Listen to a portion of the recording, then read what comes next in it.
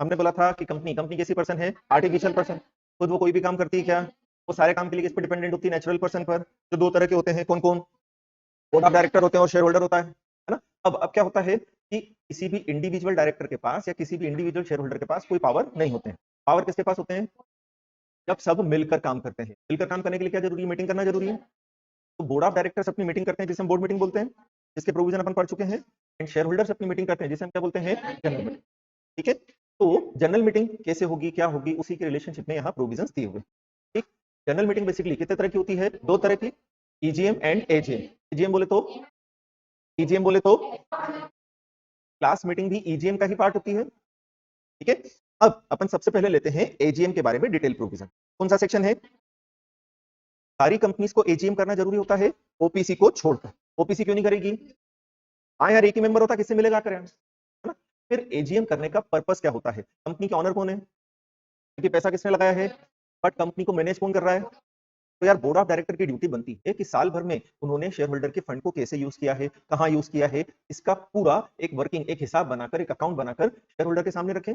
पूरे financial year में director ने कैसे काम किया है, क्या असेट्स है, क्या लायबिलिटीज है, क्या इनकम है, क्या एक्सपेंडिचर है, इन सब की डिटेल डायरेक्टर्स के लिए कंपलसरी होती है कि वो किसको प्रोवाइड करें? शेयर होल्डर को। क्यों प्रोवाइड करें? अरे यार पैसा उनका, यार वो ऑनर है, आप तो उनके बिहाफ पर उनके बिजनेस को क्या कर रहे हो? चला रहे हो। तो जब आप उनके बिहाफ पर बिजनेस को चला रहे हो तो ऐसी सिचुएशन के अंदर उनके बिहाफ पर सारी चीजें जो आपने मेंटेन की है उन्हें सबमिट करो। तो कंपनी की पूरे फाइनेंशियल ईयर के अंदर जो वर्किंग रही है उस वर्किंग को डिस्कस करने के पर्पस से, फिर ये देखने के लिए कि डायरेक्टर ढंग से काम कर रहे थे या नहीं, अगर नहीं तो हम उन्हें हटा सकें, ऑडिटर का परफॉर्मेंस सेटिस्फैक्टरी है या नहीं उसे हटा सकें, डिविडेंड डिक्लेयर कर सकें, अकाउंट्स अप्रूव कर सकें। इन सब जनरल पर्पस से हम हर साल क्या करते हैं? एजीएम कॉल करते हैं। एंड हर कंपनी को, ओपीसी को छोड़कर हर कंपनी को एजीएम करना क्या होता है? मैंडेटरी होता है। प्राइवेट हो, पब्लिक हो, listed, unlisted, small company, associate, कोई सी भी कंपनी हो, ओपीसी को छोड़कर। ओपीसी में केवल इसलिए मना किया है क्योंकि यार एक ही मेंबर है, तो किससे क्या मीटिंग करे? ठीक है, तो एजीएम के नाम के साथ ही वर्ड जुड़ा है क्या? एनुअल। मतलब साल में एक बार, वंस इन अ ईयर। तो इसलिए हर साल कंपनी को अपनी क्या करनी होती है? एजीएम। अब एजीएम करने के जो प्रोविजन है वो समझने के लिए हमें 5 चीजें देखना पड़ती है। कौन कौन सी? Date, time, venue and agenda. ठीक है, सबसे पहले हम एजीएम की डेट के बारे में पढ़ रहे हैं। कौन सा सेक्शन है? सेक्शन 96 बताता है फर्स्ट एजीएम एंड सेकंड और सब्सिक्वेंट एजीएम के बारे में, है ना? फर्स्ट एजीएम मतलब जो इनकॉर्पोरेशन के बाद होगी, सबसे फर्स्ट एजीएम। तो फर्स्ट एजीएम के लिए बोला है कि आप 9 मंथ्स में कर सकते हैं। कब से 9 मंथ्स? तो बोले फर्स्ट फाइनेंशियल ईयर क्लोज होने से 9 मंथ्स के अंदर किया जा सकता है। हिल नहीं जाए। पहला पॉइंट समझ में आया अपने को? भाई अभी भी नहीं चल रहा है? शुभम, हेलो, सब चालू कर रखा है? Hello, hello, hello.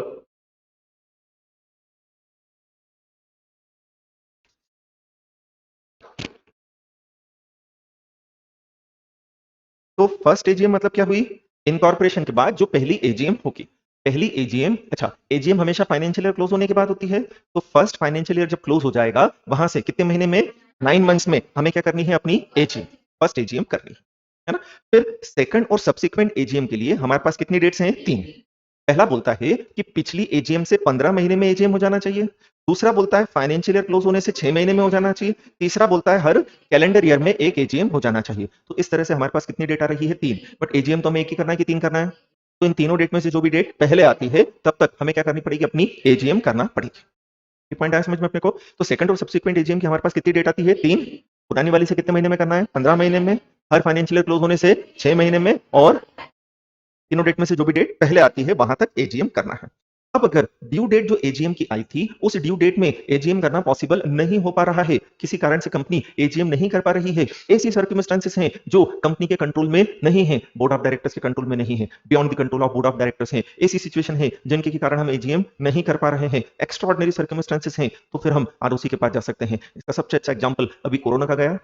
कोरोना काल के अंदर जब फर्स्ट टाइम कोरोना लगा था तब क्या था? गैदरिंग बंद कर रखी थी, घर से बाहर निकलना ही बंद था, गैदरिंग तो दूर की छोड़ दो। तो अब कंपनी एजीएम कैसे करे यार? अब कंपनी एजीएम नहीं कर पा रही है तो वैसे मिनिस्ट्री ने ही टाइम पीरियड क्या कर दिया था? एक्सटेंड। बट अगर मिनिस्ट्री टाइम पीरियड एक्सटेंड नहीं करती है और कोई ऐसी सिचुएशन है जो आप ही से रिलेटेड है, ये कोरोना वाली सिचुएशन तो सारी कंपनी से रिलेटेड थी, बट ऐसी कोई सिचुएशन है जो केवल आपसे ही रिलेटेड है, तो फिर आप क्या करो? आरओसी को अप्लाई कर दो। काहे के लिए? एक्सटेंशन लेने के लिए। आरओसी आपको क्या दे देगा? एक्सटेंशन दे देगा, बट मैक्सिमम कितने महीने का देगा? 3 महीने का देगा। एक्सटेंशन लेने के लिए अप्लाई आपको टाइम पीरियड खत्म होने के पहले करना है। एंड फर्स्ट एजीएम के केस में एक्सटेंशन नहीं मिलता है। सीधा सा तरीका याद करने का, फर्स्ट वाली ऑलरेडी 9 महीने में होती है और जबकि सेकंड और सब्सिक्वेंट 6 महीने में, तो 6 महीने और 3 महीने एक्सटेंशन के मिलाकर कितने हो रहे हैं? 9 महीने। तो फर्स्ट वाली का टाइम पीरियड तो वैसे ही ज्यादा है। जब वैसे ही ज्यादा है तो हमने उसमें एक्सटेंशन देना परमिट नहीं किया। ठीक है, चल फिर आपको बोला गया है कि लोडर के प्रोविजन और लग जाते हैं, है ना। एंड उनका ये कहना पड़ रहा है कि जो लिस्टेड कंपनी है, कौन सी listed company? Top 100 listed company, वो 5 महीने के अंदर, कितने महीने के अंदर? कब से 5 महीने? फाइनेंशियल ईयर क्लोज होने से 5 महीने के अंदर अपनी क्या करेगी? एजीएम। जबकि अनलिस्टेड कंपनी या एसी लिस्टेड कंपनी जो टॉप 100 की कैटेगरी में नहीं आ रही है, वो कितने महीने में कर सकती है? 6 में, क्योंकि उनके ऊपर कौन सा प्रोविजन लगेगा? Companies act.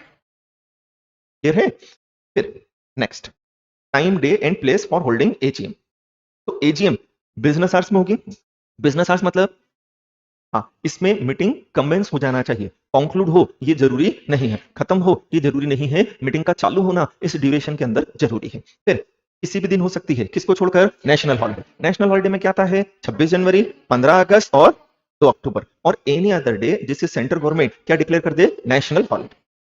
जब हम नोटिस इशू कर रहे हैं, अगर वो डे नेशनल हॉलिडे डिक्लेयर्ड है तो हमें उस दिन पर मीटिंग कॉल नहीं करना चाहिए। लेकिन हमने मीटिंग का नोटिस इशू कर दिया, हमने 4 सितंबर की क्या रखी मीटिंग, और मीटिंग का क्या इशू कर दिया? नोटिस। तब तक 4 सितंबर नेशनल हॉलिडे था क्या? नहीं।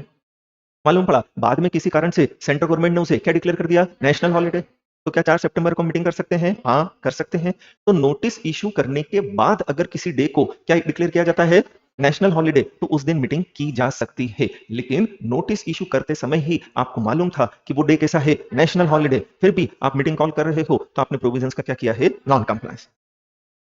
फिर मीटिंग कहां होगी? रजिस्टर्ड ऑफिस पर होगी, या और किसी प्लेस पर जहां पर क्या सिचुएटेड है? रजिस्टर्ड ऑफिस सिचुएटेड है, वहां होगी, या सिटी, टाउन और विलेज में हम कर सकते हैं, है ना। फिर क्या बोला है? लेकिन जो अनलिस्टेड कंपनी है वो अपनी एजीएम इंडिया में कहीं पर भी कर सकती है, अगर इसके लिए हम क्या ले लें? राइटिंग में कंसेंट ले लें या इलेक्ट्रॉनिक मोड में कंसेंट ले लें। किसकी? सारे मेंबर्स की, वो भी कैसे? एडवांस। तो हम कह सकते हैं हमारे पास दो चीजें आ गई, एजीएम के प्लेस को लेकर हमारे पास दो चीजें हैं। पहला, कौन सी कंपनी है? जो लिस्टेड कंपनी, वो तो केवल कहां करेगी? रजिस्टर्ड ऑफिस पर या उसी सिटी में। लेकिन कौन सी कंपनी है जो वो भी कहां कर सकती है? रजिस्टर्ड ऑफिस, या वो किसी भी प्लेस पर, इंडिया में किसी भी प्लेस पर कर सकती है, इंडिया छोड़कर नहीं जाना है। बट इसके लिए आपको एडवांस में क्या लेनी पड़ेगी? परमिशन। किसकी? मेंबर्स की। कितने मेंबर्स? सारे मेंबर। कैसे लूं? राइटिंग में या इलेक्ट्रॉनिक मोड में, ये कंपलसरी हो जाएगा। ये प्रोविजन अगर आप कंप्लाई करते हो तो ऐसी सिचुएशन के अंदर आप कहीं पर भी, इंडिया में कहीं पर भी मीटिंग कर सकते हो, है ना। ये वाला प्रोविजन बहुत इंपॉर्टेंट था। फिर जो गवर्नमेंट कंपनी होती है, तो गवर्नमेंट कंपनी के केस में तो मेजोरिटी के शेयर किसके पास होते हैं? गवर्नमेंट के पास। तो वो कहां करेगी? रजिस्टर्ड ऑफिस पर, या और कोई सिटी, टाउन और विलेज जहां पर क्या सिचुएटेड है, या जैसा कि कोर्स प्लेस पर जहां कौन बताती है? सेंट्रल गवर्नमेंट बताती है। फिर सेंट्रल गवर्नमेंट किन्हीं कंपनीज को इन प्रोविजन से क्या प्रोवाइड कर सकती है? एग्जाम्पशन। तो अगर सेंट्रल गवर्नमेंट ने क्या प्रोवाइड किया है? एग्जाम्पशन, तो फिर उस एग्जाम्पशन के अकॉर्डिंगली आप काम कर सकते हो। फिर सेक्शन 8 वाली कंपनी के केस में एजीएम कब होगी, कहां होगी, ये कौन डिसाइड कर लेगा? Board of director before hand decide कर लेंगे, एंड उसकी इंटीमेशन दे दी जाएगी। ठीक है। फिर क्या दिया है? एजेंडा। एजेंडा मतलब क्या होता है बेटा? List of business to be transacted. Meeting के अंदर कौन कौन से हमें क्या करने हैं? बिजनेस। उसकी जब क्या मिलती है? हमें लिस्ट मिलती है, तो उस लिस्ट को हम क्या बोलते हैं? एजेंडा बोलते हैं। ये पॉइंट आया समझ में अपने को? अब जनरल मीटिंग के केस में एजेंडा देना मैंडेटरी होता है। जनरल मीटिंग के केस में क्या देना? एजेंडा देना मैंडेटरी होता है ना। जबकि हमने पढ़ा है, हेलो प्रकाश को बोल कॉफलेट लेकर आएगा जल्दी से। जबकि किसके केस में? बोर्ड मीटिंग के केस में क्या देना जरूरी नहीं है? एजेंडा देना जरूरी नहीं है, कंपनी एक्ट के हिसाब से। एसएस के हिसाब से तो जरूरी है। एंड जनरल मीटिंग में एजेंडा के बाहर जाकर कुछ भी काम नहीं होता है। मीटिंग का के लिए करते हैं अपन? बिजनेस करने के लिए। मीटिंग का के लिए करते हैं अपन? बिजनेस कितने तरह के होते हैं? दो तरह के। कितने तरह के होते हैं? कौन कौन से? ऑर्डिनरी बिजनेस होता है और स्पेशल बिजनेस होता है। दो तरह के बिजनेस होते हैं हमारे यहाँ, है ना। जो एजीएम होती है वो बेसिकली काहे के लिए की जाती है? ऑर्डिनरी बिजनेस करने के लिए। जो एजीएम होती है वो काहे के लिए की जाती है? और ऑर्डिनरी बिजनेस कितने तरह के होते हैं? वो 4 तरह के। कौन कौन से 4? फटाफट से रिवाइज करें। पहला क्या बोला है? हाँ, consideration of financial statement, director report and auditor report. दूसरा क्या? Declaration of dividend. तीसरा क्या? प्लेस ऑफ प्रॉफिट, डायरेक्टर जो रिटायर हो रहे हैं उनके प्लेस पर दूसरे का अपॉइंटमेंट, और ऑडिटर जो रिटायर हो रहा है उसके प्लेस पर दूसरे का अपॉइंटमेंट। ये चीज आई समझ में अपने को। तो इन 4 ऑर्डिनरी बिजनेस को करने के लिए हर साल क्या की जाती है, एजीएम, है ना। तो एजीएम में अगर ये 4 बिजनेस होते हैं तो वो कौन से बिजनेस है, ऑर्डिनरी बिजनेस। क्या एजीएम में स्पेशल बिजनेस भी होते हैं, हाँ। तो इन 4 के अलावा कोई भी बिजनेस अगर एजीएम में होता है तो वो क्या होता है, स्पेशल बिजनेस। जबकि ईजीएम जो होती है, ईजीएम के अंदर कौन से बिजनेस होते हैं, ओनली स्पेशल बिजनेस। ईजीएम में ओनली स्पेशल बिजनेस होते हैं, ऑर्डिनरी बिजनेस होता ही नहीं। ठीक है, तो हमें एजेंडा के अंदर बता देना है कौन कौन से बिजनेस ट्रांजेक्ट करने हैं, क्योंकि जो चीज आपने कहा लिख दी है एजेंडा में, कंपनी की वर्किंग, जनरल मीटिंग की वर्किंग वहीं तक लिमिटेड रहेगी। जनरल मीटिंग में उसके बाहर जाकर कुछ भी नहीं हो सकता है, किसी भी हाल में नहीं हो सकता है। क्यों, क्योंकि जनरल मीटिंग के केस में एजेंडा देना जरूरी है। फिर कौन सा सेक्शन दिया है, 97। अब एजीएम कॉल करना जरूरी है, लेकिन अगर शेयर होल्डर्स वेट कर रहे हैं, बोर्ड ऑफ डायरेक्टर ने फिर भी क्या कॉल नहीं की है, एजीएम। एजीएम कॉल करने की ड्यूटी किसकी बनती है, बोर्ड ऑफ डायरेक्टर। तो बोर्ड की ड्यूटी बनती थी क्या कॉल करने की, फिर भी बोर्ड ने एजीएम कॉल। तो ऐसी सिचुएशन के अंदर मेंबर्स के पास ये राइट होता है कि वो खुद ट्रिब्यूनल के पास जाकर एप्लीकेशन लगा सकते हैं। तो मेंबर्स रोते रोते किसके पास जाएगा, ट्रिब्यूनल के पास। एनसीएलटी को क्या बोलेगा, एनसीएलटी एनसीएलटी कंपनी क्या नहीं कर रही है, मीटिंग। फिर एनसीएलटी क्या बोलेगा, अच्छा हम देखते हैं। फिर एनसीएलटी देखेगा तो उसे दिख जाएगा, क्या दिख जाएगा, हाँ। तो बोर्ड ऑफ डायरेक्टर को डांटेगा और क्या बोलेगा, मीटिंग कर। वो मीटिंग करने के रिलेशनशिप में एंसिलरी और कॉन्सिक्वेंशियल डायरेक्शन भी दे सकता है। इवन एनसीएलटी कह सकता है एक मेंबर भी अगर आया हो, कितने मेंबर पर्सनली आया हो, चाहे आप तो मीटिंग करो। एक मेंबर भी अगर आया है, पर्सनली आया हो चाहे प्रॉक्सी आया हो, आप तो मीटिंग करो। करो मतलब करो, कोई दिक्कत नहीं। 99 का क्या कहना पड़ रहा है, हाँ? पेनल्टी, काय की पेनल्टी, अगर कंपनी को क्या करनी थी, जो मीटिंग, और कंपनी ने क्या नहीं की है, मीटिंग, तो उसकी पेनल्टी क्या होगी, बताओ जल्दी से क्या पेनल्टी है।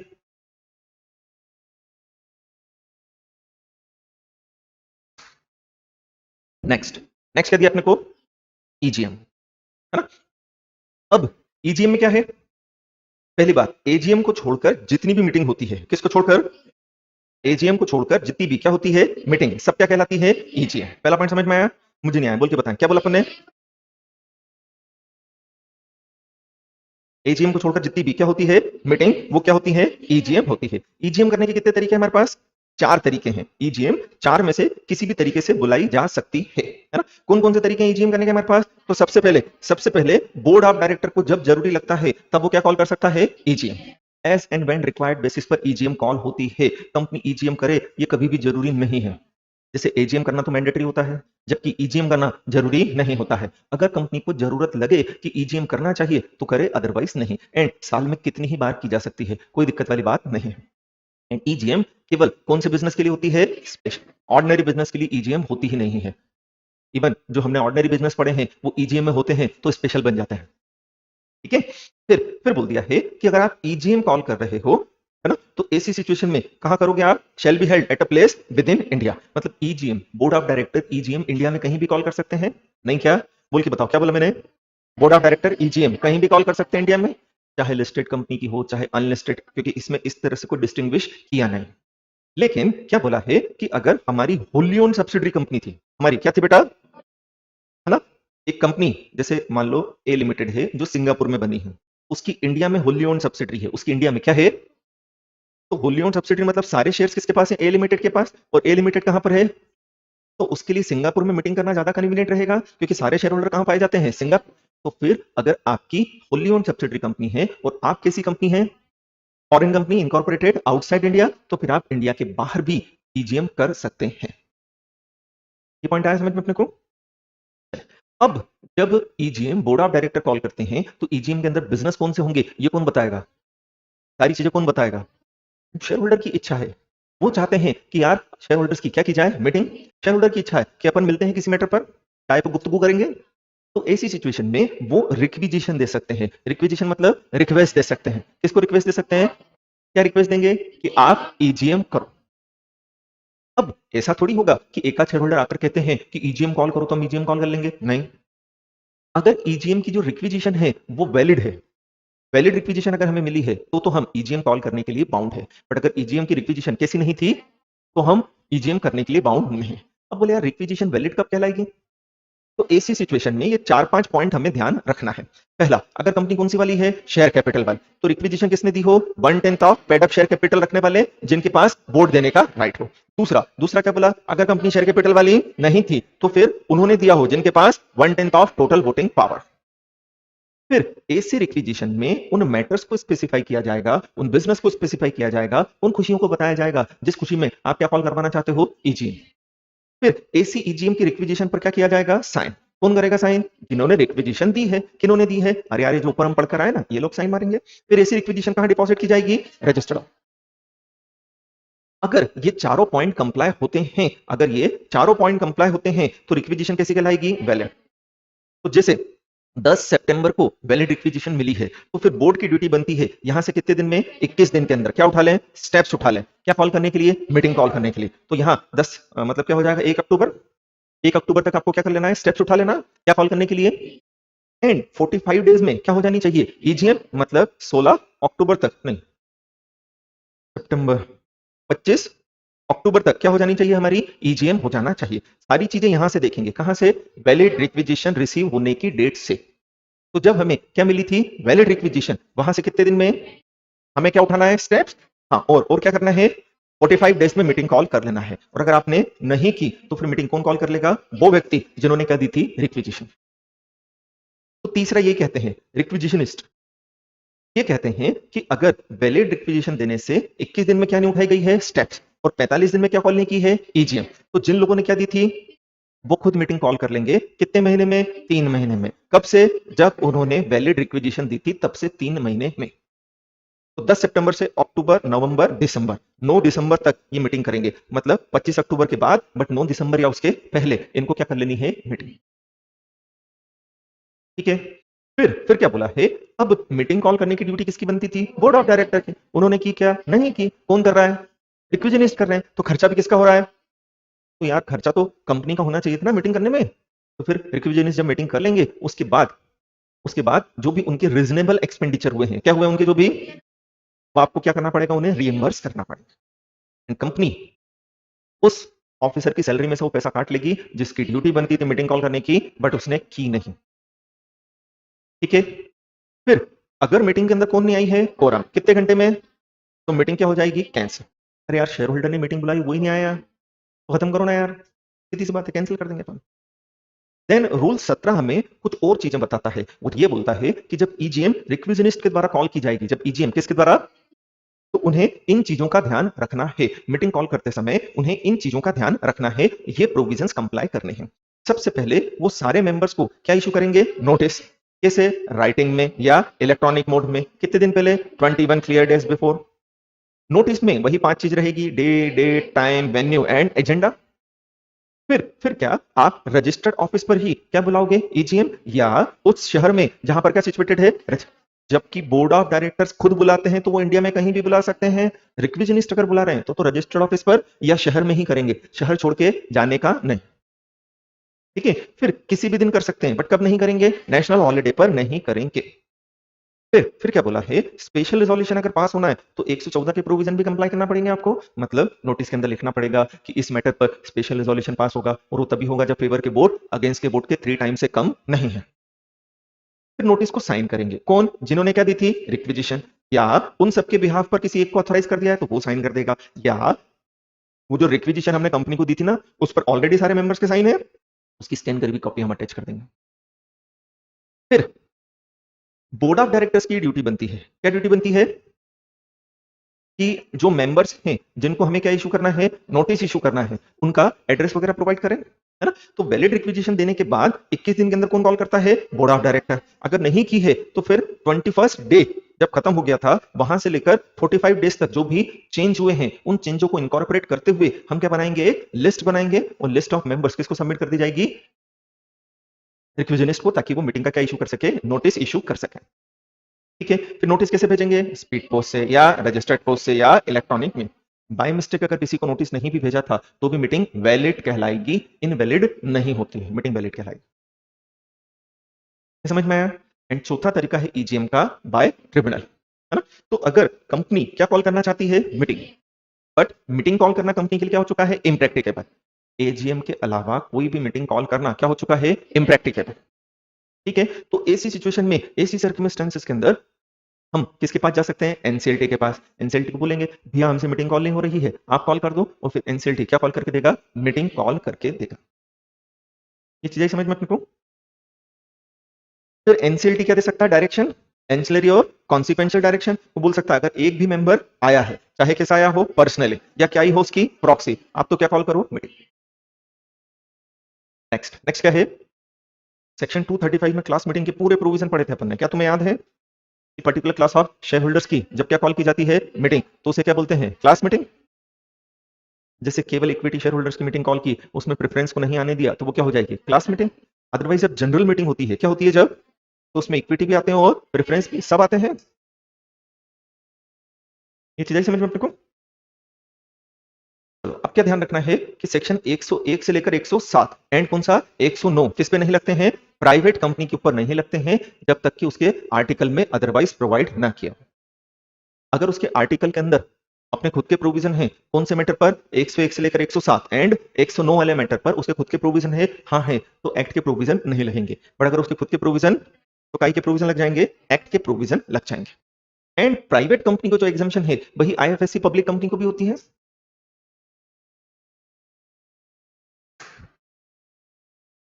चलिए स्टार्ट करते हैं अपन, क्या हेडिंग दिया अगला, requisites of valid general meeting. एक जनरल मीटिंग के वैलिड होने के लिए क्या क्या रिक्वायरमेंट है, क्या क्या इसेंशियल्स हैं, कब एक मीटिंग क्या कहलाएगी, वैलिड कहलाएगी। ठीक है, तो सबसे पहले बोला है कि मीटिंग प्रॉपरली क्या होनी चाहिए, हाँ, इसके लिए प्रॉपर अथॉरिटी ने मीटिंग कॉल की हो। प्रॉपर अथॉरिटी केवल कौन है, board of director, company secretary, managing director, manager. अगर बिना बोर्ड की परमिशन के मीटिंग का नोटिस इशू कर देते हैं तो ऐसी मीटिंग वैलिड नहीं है। बट हाँ, मीटिंग होने के पहले अगर बोर्ड ऑफ डायरेक्टर्स के द्वारा उनके एक्शन को रेटिफाइड कर दिया जाता है तो बात अलग है।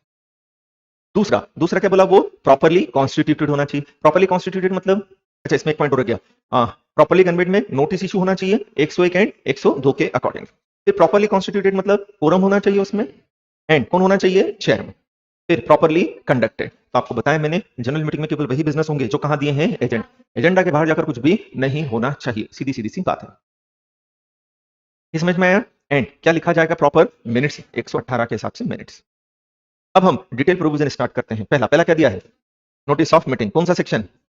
अब ये कॉमन प्रोविजन चलेंगे, कॉमन इन द सेंस ये एजीएम पर भी लगेंगे, और जब तक कि हम डिफरेंशिएट करके ये ना बोलें कि ये प्रोविजन केवल किस पे लग रहा है, नहीं ये बात किस पे लग रहा है, केवल, तो केवल एजीएम पे लगेगा। वो बोला है ईजीएम तो केवल ईजीएम, और अगर ऐसा कुछ भी तो दोनों के ऊपर एप्लीकेबल होगा। किस पर एप्लीकेबल होगा, दोनों के ऊपर एप्लीकेबल होगा। इसको क्या हो गया, ठीक है। चलो स्टार्ट करो, क्या दिया सबसे पहले, length of notice. Length of notice मतलब कितने दिन पहले मीटिंग का आपको नोटिस इशू करना पड़ेगा, है ना। तो मीटिंग का नोटिस 21 क्लियर डेज बिफोर जाता है। कैसे जाएगा, राइटिंग के अंदर या इलेक्ट्रॉनिक, समझ में आया। फिर क्या बोला है, इलेक्ट्रॉनिक मोड मतलब जैसा कि प्रिस्क्राइब किया जाए। फिर बोले ये क्लियर डेज का मतलब क्या होता है, तो बोले date of posting and date of meeting exclude कर दिया जाता है 21 डेज के कैलकुलेशन में।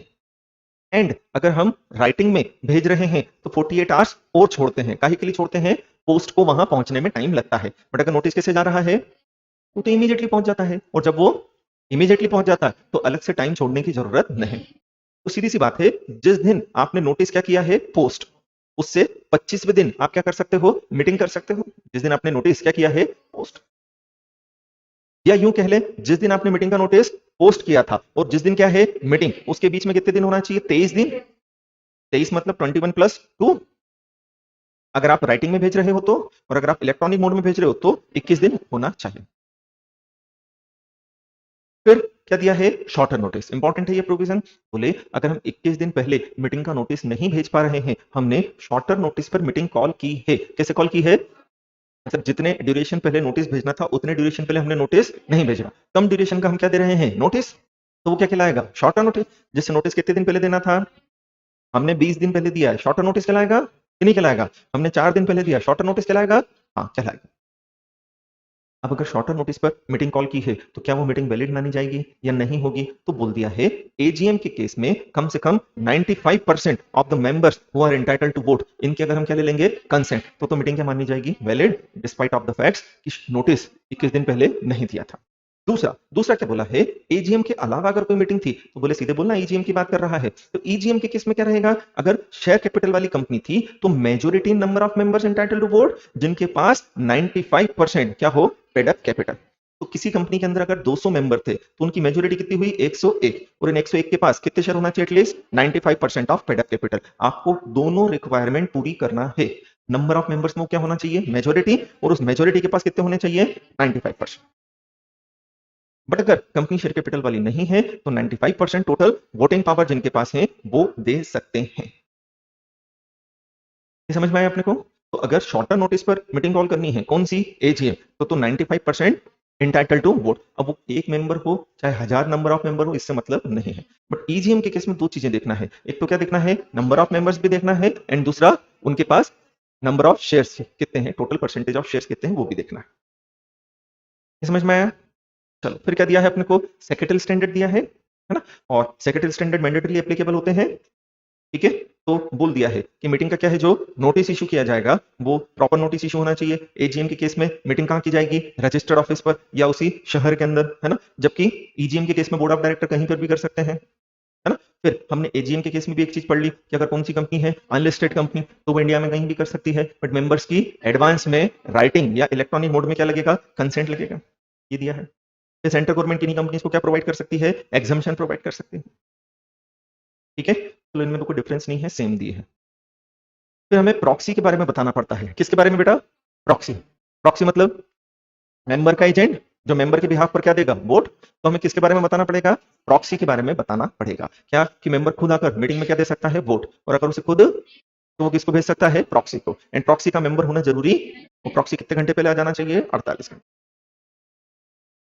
ये चीज आई समझ में अपने को? नेक्स्ट नेक्स्ट क्या है, नोटिस थ्रू इलेक्ट्रॉनिक मोड। अब अगर हम जनरल मीटिंग का नोटिस इलेक्ट्रॉनिक मोड से भेज रहे हैं तो कितने दिन पहले जाएगा, 21 दिन पहले, है ना। 21 दिन में date of meeting and date of posting को काउंट नहीं करेंगे, बट हाँ 48 घंटे और छोड़ने की जरूरत है क्या, नहीं, क्योंकि नोटिस कैसे जा रहा है, इलेक्ट्रॉनिक मोड। ठीक है, अब बोले इलेक्ट्रॉनिक मोड मतलब क्या होता है, तो बोले कम्युनिकेशन भेजी हमने इलेक्ट्रॉनिक मोड से, जिससे हमारे सिस्टम के अंदर सारी चीजों का क्या रहे, रिकॉर्ड रहे, कौन सी इंफॉर्मेशन गई है, कौन सी इंफॉर्मेशन आई है। अब जब हम नोटिस भेजेंगे इलेक्ट्रॉनिक मोड में तो हम ईमेल करेंगे, व्हाट्सएप अलाउड है क्या, तो हमें ईमेल करना है। ईमेल में हम नोटिस को टेक्स्ट के रूप में भेज सकते हैं या ईमेल के अटैचमेंट के रूप में, या हम क्या दे दें, एक यूआरएल दे दें कि भाई इस पे क्लिक करो तो आप कहां पहुंच जाओगे, हमारी वेबसाइट पर, और वेबसाइट पर क्या अवेलेबल है, नोटिस, वहां से देख लेना। फिर जो हम भेजेंगे वो डिपॉजिटरी के रिकॉर्ड के अंदर, कंपनी के रिकॉर्ड के अंदर जो आपका ईमेल आईडी है उस ईमेल आईडी के ऊपर भेजा जाएगा। एंड कंपनी साल भर में कम से कम एक बार अपने मेंबर्स को अपॉर्चुनिटी देगी क्या, कि वो अपना एड्रेस लिखवा ले या चेंज करवाना हो तो चेंज करवा ले। फिर नोटिस की जो सब्जेक्ट लाइन होगी उसमें कंपनी का नाम लिखा जाएगा, मीटिंग का टाइप लिखा जाएगा, प्लेस डेट लिखा जाएगा, जिस डेट पर क्या होनी है, मीटिंग। फिर नॉन एडिटेबल अटैचमेंट होना चाहिए, मतलब पीडीएफ के अंदर भेजते हैं हम, पीडीएफ समझते हो ना, फिर जिसमें क्या नहीं होंगे कोई चेंजेस, है ना। फिर हम ये भी बता देंगे कि भाई जो नोटिस है वो इसके अलावा कहाँ अवेलेबल है, और आप वहां से भी, मतलब वेबसाइट की लिंक दे दी कि आप यहां से भी क्या ले सकते हो, नोटिस ले सकते हो। हाँ बेटा रहेंगे तो सही, यूट्यूब पर बाद में भी ये लेक्चर। फिर क्या है कि अगर हमने नोटिस भेजा था बट ट्रांसमिशन क्या हो गया है, फेलियर हो गया है, तो ऐसी सिचुएशन के अंदर हम जिम्मेदार नहीं है, अगर हमारा नेटवर्क ठीक था तो। अगर ट्रांसमिशन उसकी गलती से फेल हुआ है, मतलब उसने ईमेल आईडी ठीक नहीं दिया था। ठीक है, फिर क्या है, मेंबर ने अगर हमें नहीं दे रखा है तो डिपॉजिटरी के पास जो दिया है उस पर भेज देंगे, हो जाएगा ये। चलो किस किस को मीटिंग का नोटिस भेजना है, मेंबर को, लीगल रिप्रेजेंटेटिव को, असाइनी को, इंसॉल्वेंट मेंबर है तो उसके असाइनी को, ऑडिटर को, है ना, और डायरेक्टर्स को। और बाय मिस्टेक अगर हम किसी को क्या नहीं भेज पाए थे, रुक, बाय मिस्टेक अगर हम क्या नहीं भेज पाए थे, तो ऐसी सिचुएशन के अंदर मीटिंग इनवैलिड नहीं होगी। नीचे उसको बोल देना, किसी को कॉफी दिया सर को दे देना, बोला कॉफी दे देगा सर। अब आया समझ में, आ गया।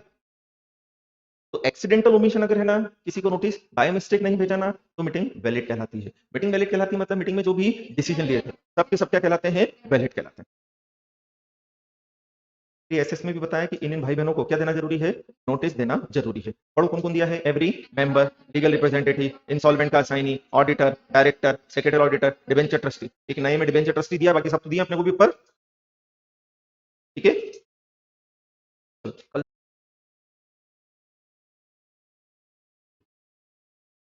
हमें दिया है सेक्शन 102। मैंने आपको बताया था बिजनेस कितने तरह के होते हैं, दो तरह के। कौन कौन से बेटा, ऑर्डिनरी बिजनेस कितने तरह के होते हैं, कौन कौन से चार, उन चार के अलावा सारे बिजनेस। जनरल मीटिंग में, ईजीएम में केवल कौन से बिजनेस होते हैं, स्पेशल, स्पेशल बिजनेस होते हैं। एजीएम में स्पेशल भी होते हैं, और वो चार हुए तो उन चार के तो स्पेशल, ठीक है। अब हमें ये कहा है कि जब भी जनरल मीटिंग के अंदर हमें स्पेशल बिजनेस ट्रांजैक्ट करना होते हैं, कोई सी भी जनरल मीटिंग हो, एजीएम हो, ईजीएम हो, अगर उसमें कौन सा बिजनेस ट्रांजैक्ट होना है, तो स्पेशल बिजनेस के रिलेशनशिप में हमें क्या देना पड़ता है, एक्सप्लेनेटरी स्टेटमेंट। एक्सप्लेनेटरी मतलब नाम से ही क्लियर है, जो सारी चीजों को क्या करेगा, एक्सप्लेन। एक स्टेटमेंट हमें सबमिट करना पड़ता है जिसे हम बोलते हैं एक्सप्लेनेटरी स्टेटमेंट। उस स्टेटमेंट के अंदर वो जो स्पेशल बिजनेस हमें करना है जनरल मीटिंग के अंदर, क्या करना है हमें, जो उस स्पेशल बिजनेस को एक्सप्लेन किया जाता है। वो स्पेशल बिजनेस क्या है, वो करने का पर्पस क्या है, उसे करने का फायदा क्या होगा, नहीं किया तो नुकसान क्या होगा, उसका स्कोप क्या है, उसका इम्प्लीकेशन क्या है, एंड क्या इस बिजनेस के अंदर कंपनी का कोई डायरेक्टर इंटरेस्टेड है। ये सारी चीजें हम डिस्क्लोज करते हैं। क्यों करते हैं, क्योंकि एक्सप्लेनेटरी स्टेटमेंट में जो एक्सप्लेनेशन सबमिट किया जाता है बोर्ड ऑफ डायरेक्टर्स के द्वारा, उसी एक्सप्लेनेशन पर भरोसा करके शेयर होल्डर डिसीजन लेता है कि उस काम को करने की वो परमिशन दे या ना दे। तो हम एक एक चीज डिस्क्लोज कर देते हैं एक्सप्लेनेटरी स्टेटमेंट में, ताकि on the basis of explanation information given by the board of director share holder decision ले सके कि भाई मैं इस मैटर पर हाँ करूं या इस मैटर पर क्या करूं, ना करूं। क्यों, क्योंकि कोई भी बिजनेस है, जैसे मान लो हमें रजिस्टर्ड ऑफिस ही शिफ्ट करना है, हम एमपी से महाराष्ट्र रजिस्टर्ड ऑफिस ले जाना चाहते हैं। अब ये स्पेशल बिजनेस हो गया, अब ये स्पेशल बिजनेस हो गया, हमें शेयर होल्डर की अप्रूवल चाहिए। तो यार शेयर होल्डर को समझा तो सही कि एमपी से कहां जा रहे हो तुम, महाराष्ट्र, तो क्या फायदा हो जाएगा, एमपी में क्या नुकसान हो रहा है, क्या स्कोप है इसका, क्या खर्चा आएगा, फ्यूचर प्रोस्पेक्ट्स क्या रहेंगे, इसमें किसी का इंटरेस्ट तो नहीं है, क्योंकि आपने सीधे बोल दिया कि हम तो वहां जाना चाहते हैं और शेयर होल्डर को उसके प्लस माइनस ही मालूम नहीं है। तो ऐसी सिचुएशन में वो प्रॉपर्ली डिसीजन ले पाएगा क्या, नहीं। तो इसलिए मैंडेटरी किया गया है, क्या मैंडेटरी किया गया है कि अगर आप क्या कर रहे हो, स्पेशल बिजनेस ट्रांजैक्ट कर रहे हो, क्या ट्रांजैक्ट कर रहे हो अगर आप, तो हर स्पेशल बिजनेस के साथ जब आप जनरल मीटिंग कॉल करोगे उस स्पेशल बिजनेस को ट्रांजैक्ट करने के लिए, तो उसके साथ क्या देना पड़ता है अपने को, एक्सप्लेनेटरी स्टेटमेंट देना पड़ता है। ये पॉइंट आया समझ में अपने को। अब एक्सप्लेनेटरी स्टेटमेंट के कंटेंट्स क्या रहेंगे, इसमें क्या चीजें होगी, वो सारी चीजें अपन डिस्कस करते हैं, है ना। तो सबसे पहले, है ना, एक्सप्लेनेटरी स्टेटमेंट का दूसरा नाम क्या बोल के बताएंगे, स्टेटमेंट टू बी, कौन सा नोटिस, जनरल मीटिंग बुलाने का नोटिस। कौन सी जनरल मीटिंग, जिसमें स्पेशल बिजनेस ट्रांजैक्ट हो रहा है। पुराने जमाने में मतलब 1956 वाले एक्ट के अंदर इसे एक्सप्लेनेटरी स्टेटमेंट बोला जाता था। नए वाले एक्ट में इसका नया नाम दे दिया है, क्या नाम दे दिया है, रिश्ता वही है, सोच नहीं है, शब्द अलग अलग है, भावनाएं सेम है ना। अब हमें क्या डिस्क्लोज करना है एक्सप्लेनेटरी स्टेटमेंट में, तो पहला, कंपनी के जो मैनेजर हैं, केएमपी हैं, उनके क्या, इनका किसी भी तरह का पर्सनल इंटरेस्ट है क्या, इनका किसी भी तरह का पर्सनल इंटरेस्ट है क्या काहे के अंदर, जो ये स्पेशल बिजनेस ट्रांजैक्ट हो रहा है इसके अंदर, है ना। फिर दूसरा दूसरा क्या बोला है कि वो जो बिजनेस है हम उसे पूरी तरीके से शेयर होल्डर को समझाएं, उसके लिए उस बिजनेस का मीनिंग, स्कोप, इम्प्लीकेशन और सब चीजें बताएं, ताकि उसके बेसिस पर शेयर होल्डर क्या ले सके, डिसीजन ले सके। फिर अगर कंपनी के प्रमोटर का, डायरेक्टर का, मैनेजर का, केएमपी का किसी भी तरह का इंटरेस्ट है और वो इंटरेस्ट कितने से कम है, 2% से कम है, तो इंटरेस्ट डिस्क्लोज करने की जरूरत नहीं होती है। 2% या उससे ज्यादा का है तो ही होती है। समझ में आया। विशद जायसवाल का पूछना, सर ईजीएम नेशनल हॉलिडे पर हेल्ड हो सकती है क्या, हाँ हो सकती है। कंपनी एक्ट में तो मना नहीं किया, बट एसएस में मना किया बेटा, तो एसएस के हिसाब से नहीं हो सकती। दिखा दी ना इसने अपने वाली, डर गया, नहीं डरा, बदतमीज है, सुजल गया जैसा, नहीं मानेगा। चलो, आया नहीं आया। नेक्स्ट नेक्स्ट क्या बोला है कि जो बिजनेस हम ट्रांजैक्ट कर रहे हैं, है ना, अब उसका हमने एक्सप्लेनेटरी स्टेटमेंट दे दिया, ठीक है। अब एक्सप्लेनेटरी स्टेटमेंट में अगर हमने किसी डॉक्यूमेंट के बारे में बताया है, तो उस डॉक्यूमेंट का इंस्पेक्शन मेंबर कहां आकर कर सकता है, कब कर सकता है, उसके बारे में भी आपको क्या करना पड़ेगा, बताना पड़ेगा, है ना। वापस से क्या बोला मैंने कि अगर उसमें किसी डॉक्यूमेंट के बारे में बताया ना, तो वो डॉक्यूमेंट इंस्पेक्शन के लिए कहां अवेलेबल है, इसके बारे में भी आपको बताना पड़ेगा। और अगर एक्सप्लेनेटरी स्टेटमेंट में आपने प्रॉपर डिस्क्लोजर नहीं दिया, तो फिर डायरेक्टर और इनके अगेंस्ट क्या बन सकता है, केस बन सकता है प्रोविजंस के नॉन कंप्लायंस का। क्लियर है। नेक्स्ट नेक्स्ट दिया है चलो ये हो गया था हमारा। कितने तरह के बिजनेस होते हैं? दो तरह के बिजनेस होते हैं। कौन कौन से? ऑर्डिनरी बिजनेस और स्पेशल बिजनेस, है ना। तो क्या बोला है कि एजीएम में ऑर्डिनरी भी होता है और स्पेशल। ये चार हुए तो ऑर्डिनरी, बाकी सब स्पेशल, जबकि काहे के अंदर केवल स्पेशल बिजनेस ही होता है। हो जाएगा ये। चलो फिर कोरम कौन सा सेक्शन है? 103। किससे रिलेटेड है? कोरम। कोरम मतलब क्या होता है? मिनिमम नंबर ऑफ पर्सन जिनका कहां होना जरूरी है? मीटिंग में होना जरूरी है। उतने मेंबर्स अगर मीटिंग में, तो आप मीटिंग नहीं कर सकते हो। फिर भी आपने मीटिंग की तो वो वैलिड नहीं मानी जाएगी। और अगर मीटिंग वैलिड, तो उसमें जो भी डिसीजन लिया वो वैलिड नहीं होगा। वेरी गुड, है ना। तो सबसे पहले एक्ट में तो दी है कोरम, और ये भी बोला है कि कंपनी चाहे तो अपने आर्टिकल ऑफ एसोसिएशन में, कंपनी चाहे तो अपने हायर नंबर ऑफ कोरम के प्रोविजन रख सकती है। काय के प्रोविजन रख सकती है? बोले क्या मतलब? एक्ट तो बोलता है पब्लिक कंपनी के अंदर कोरम कितनी होगी ये डिपेंड करता है नंबर ऑफ मेंबर्स पर। बोले क्या मतलब? अगर कंपनी में 1000 से ज्यादा मेंबर, तो कोरम होगी 5 एमपीपी। 1000 से ज्यादा है बट 5000 तक है, 5000 से ज्यादा नहीं है तो 15 एमपीपी, और 5000 से ज्यादा है तो 30 एमपीपी। एमपीपी क्या था बेटा? इसका मतलब क्या पढ़ा था हमने कि हाँ, किसको? प्रॉक्सी को ओरिजिनल मीटिंग में कोरम के लिए काउंट नहीं करते हैं। ऐसा क्यों बोला हमने? क्योंकि एडजन मीटिंग में कर सकते हैं। अगर मीटिंग क्या हुई थी? Adjourned, due to lack of quorum. ठीक है, वेरी गुड। बट हाँ, अब जैसे मेरी कंपनी है, उसमें 1000 मेंबर है। कितने मेंबर हैं? कोरम कितनी होगी? 5 कि 15? तो इसलिए बोल रहा हूं, ये चीज ध्यान रखना है, इसलिए याद रखो। अप टू 1000 5, 1001 से 5000 15, और 5000 1 से 30। ये तो अभी तो सामने दिख रहा है, एग्जाम में गलत करके आओगे इसे। ठीक है, अब मेरी कंपनी में 2700 मेंबर हैं। कोरम कितनी? 15 एमपीपी, है ना। बट मैं चाहूं तो मेरे आर्टिकल में लिख सकता हूं मेरी कोरम तो 50 रहेगी, कि नहीं लिख सकता? मैं चाहूं तो आर्टिकल में लिख सकता हूं मेरी कोरम तो 10 रहेगी। क्यों? Higher number of quorum prescribe हो सकती है बट कम नहीं किया जा सकता। तो प्राइवेट कंपनी में क्या है? 2 एमपीपी। प्राइवेट कंपनी भी चाहे तो अपने आर्टिकल में हायर नंबर ऑफ कोरम रख सकती है, कोई दिक्कत वाली बात नहीं। समझ में आया अपने को? तो एसएस का भी यही कहना है कि अगर कंपनी के आर्टिकल ऑफ एसोसिएशन में हायर नंबर ऑफ कोरम के प्रोविजन हैं, तो फिर हायर नंबर ही होना जरूरी है, लोअर नंबर से काम नहीं चलेगा। ये समझ में आ गया अपने को? फिर हमने देखा था क्या कि बॉडी कॉर्पोरेट का रिप्रेजेंटेटिव और प्रेसिडेंट और गवर्नर का रिप्रेजेंटेटिव। याद आया क्या? कौन सा सेक्शन था? कौन सा सेक्शन था? 112 और 113। तो उसके अकॉर्डिंगली हमने देखा था कि अगर एक कंपनी के द्वारा दूसरी कंपनी के शेयर सेल करके रखे गए हैं और वो अपने रिप्रेजेंटेटिव को भेजती है, तो उस रिप्रेजेंटेटिव को मैंने बोला था कोरम नहीं मानते हैं। क्या मानते हैं? मेंबर पर्सनली प्रेजेंट, तो उसे कोरम के लिए काउंट किया जाता है। इसी तरह से प्रेसिडेंट और गवर्नर ने अगर किसी को भेजा है तो उसे भी काय के लिए काउंट करेंगे? कोरम के लिए काउंट कर लेंगे। ठीक है, फिर ये व्यक्ति चाहे तो एक से ज्यादा पर्सन को, एक पर्सन को एक से ज्यादा कंपनीज पे ऑथराइज कर सकती है। जैसे शर्मा जी को ए ने, बी कंपनी ने, सी कंपनी ने, डी कंपनी ने, ई कंपनी ने, इन पांचों कंपनी ने ऑथराइज करके भेजा है। तो शर्मा जी क्या माने जाएंगे? 5 मेंबर पर्सनली प्रेजेंट। क्या माने जाएंगे? क्या वो अकेले कोरम फॉर्म कर सकते हैं? नहीं, क्योंकि फिजिकली कम से कम, हाँ, शर्मा जी के साथ अगर एक मेंबर और आ जाए तो काम हो जाएगा, तो कोरम मान ली जाएगी। ये समझ में आया अपने को? फिर जो मेंबर रिमोट ई वोटिंग से वोट दे रहा है, उसे भी कोरम के लिए काउंट करते हैं। वो वापस से मीटिंग में आ सकता है, मीटिंग में आएगा तो उसे काय के लिए काउंट करेंगे? कोरम के लिए, लेकिन वो फिर से वोट नहीं दे सकता है। ये समझ में आया? चलिए, फिर एक member who is entitled to vote on any particular item of business being shall be counted for quorum, है ना। बहुत इंपॉर्टेंट पॉइंट है, हमने 188 पढ़ा था अभी। रिलेटेड पार्टी को हम क्या नहीं देने देंगे? वोट देने देंगे क्या? नहीं। क्या रिलेटेड पार्टी को कोरम के लिए काउंट करोगे? हाँ, एसएस में लिखा करेंगे। इसलिए बहुत इंपॉर्टेंट पॉइंट बनता है, ऐसे पॉइंट पर क्वेश्चन पूछे जाते हैं, जबकि इस पॉइंट पर कंपनी से साइलेंट है, कुछ नहीं लिखेला हो। ठीक है, चल। फिर पोस्टल बैलेट से अगर मीटिंग की जाती है तो क्या मेंबर पर्सनली प्रेजेंट होता है क्या? सब अपने घर से बैठ के वोट देते हैं ना। तो जब सब अपने, तो घर पे तो सब है ही ना वैसे भी, तो पोस्टल बैलेट से मीटिंग होती है तो कोरम देखते हैं क्या? नहीं।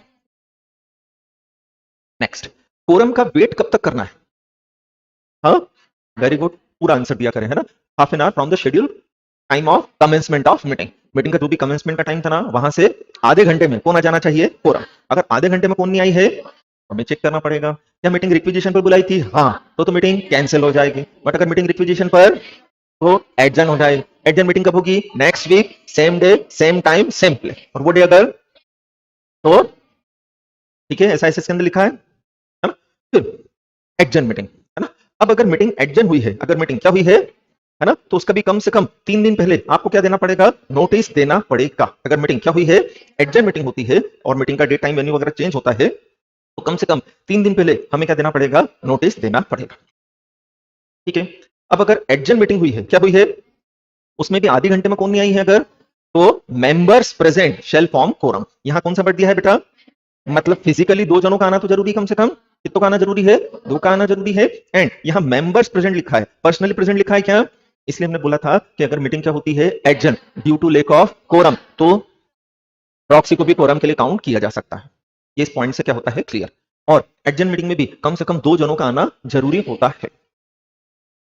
क्लियर है, चलो फिर ये पॉइंट अच्छे से याद करने के हैं, ध्यान से समझेंगे मेरे साथ, है ना। अगर मीटिंग एडजर्न होती है क्या, सीने डाई या for a period of 30 days और मोर। सीने डाई मतलब for uncertain period, uncertain period मतलब आज मीटिंग हमने एडजर्न की है और ये बताया नहीं है कि एडजर्न मीटिंग कब होगी। जब हमने ये बताया ही नहीं है कि एडजर्न मीटिंग कब होगी, तो शेयर होल्डर को सपना आएगा क्या, किस सपना आएगी, बताना पड़ेगा ना उसको। तो ऐसी सिचुएशन में, ऐसी सर्कमस्टेंसेस के अंदर हम क्या कर देंगे, मीटिंग का वापस से नोटिस इशू करेंगे। मीटिंग का क्या करेंगे बेटा, फिर से नोटिस इशू किया जाता है, नया नोटिस इशू किया जाता है।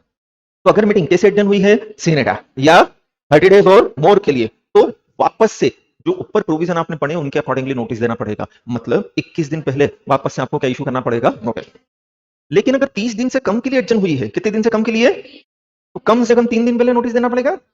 कम से कम कितने दिन पहले, 3 दिन पहले नोटिस देना पड़ेगा। अब नोटिस हम इंडिविजुअली दे दें या हम क्या करें, न्यूज़पेपर में छपवा दें। एक कौन सी लैंग्वेज का, वर्नाक्युलर लैंग्वेज का, एक इंग्लिश लैंग्वेज का, जिसका सर्कुलेशन उस जहां पर क्या सिचुएटेड है, ये समझ में आया अपने को। फिर मीटिंग एडजर्न, रिक्विजिशन मीटिंग को छोड़कर अगर मीटिंग क्या होती है एडजर्न, तो वो कब होगी, next week same day same time same place. और वो डे अगर कौन सा है, तो next succeeding which is not a holiday, है ना। अब ये पॉइंट देखो यहां नहीं लिखा था, यहां केवल क्या लिखा था, next week same day same time same place. ऐसा लिखा था क्या, वो डे अगर नेशनल हॉलिडे है तो नेक्स्ट सक्सीडिंग डे ऐसा लिखा था क्या। बट मैंने बोलते समय बताया था कि कहां लिखा हुआ है ऐसा, एसएस में लिखा हुआ। ठीक है, फिर 113 114 भी डिस्कस किया अपन ने, 112 113 112 113 में क्या था, हाँ बॉडी कॉर्पोरेट का रिप्रेजेंटेटिव और प्रेसिडेंट या गवर्नर का रिप्रेजेंटेटिव, तो उन्हें क्या माना जाता है, मेंबर्स पर्सनली प्रेजेंट माना जाता है। फिर क्या बोला है, 2 या ज्यादा बॉडी कॉर्पोरेट ने किसी एक व्यक्ति को अथोराइज किया है तो उतने मेंबर्स पर्सनली प्रेजेंट माना जाएगा। हाँ बट वो अकेला कोरम काउंट, उसके साथ कम से कम एक और 1 इंडिविजुअल नहीं हो सकता, उसके साथ एक और का होना जरूरी। समझ में आया। फिर कोरम ना केवल मीटिंग चालू हुई थी तब, even through out the meeting होना जरूरी है। मीटिंग जब चालू हुई थी तब तो कोरम होना ही चाहिए, इवन जब तक प्रोसीडिंग चल रही है तब तक किसका होना जरूरी है, कोरम का होना जरूरी। समझ में आया अपने को। नेक्स्ट क्या है, जिस डेट पर, अच्छा 2 मीटिंग हो गई हमारी, एक हो गई हमारी ओरिजिनल मीटिंग, एक हो गई हमारी एडजर्न मीटिंग। जो रिजोल्यूशन ओरिजिनल मीटिंग में पास हुए थे, जो रिजोल्यूशन कहां पास हुए थे, वो उसी दिन पर पास माने जाएंगे, और जो रिजोल्यूशन वो एडजर्न मीटिंग के डेट पर पास माने जाएंगे। ठीक है, ऐसा नहीं है कि एडजर्न मीटिंग में जो रिजोल्यूशन पास हुए हैं वो ओरिजिनल मीटिंग की डेट से इफेक्टिव होंगे, या ओरिजिनल मीटिंग में जो रिजोल्यूशन पास हुए वो एडजर्न मीटिंग की डेट से। सिंपल सा याद रखें, जिस डेट पर जो रिजोल्यूशन पास हुआ था ना, वो उसी डेट से क्या होता है, इफेक्टिव। फिर सेक्रेटरी स्टैंडर्ड दिया एडजर्नमेंट के रिलेशनशिप में, है ना। तो मीटिंग जो कॉल की गई है वो एडजर्न नहीं की जाएगी जब तक कि सर्कमस्टेंसेस ऐसी ना हो कि एडजर्न करना जरूरी हो।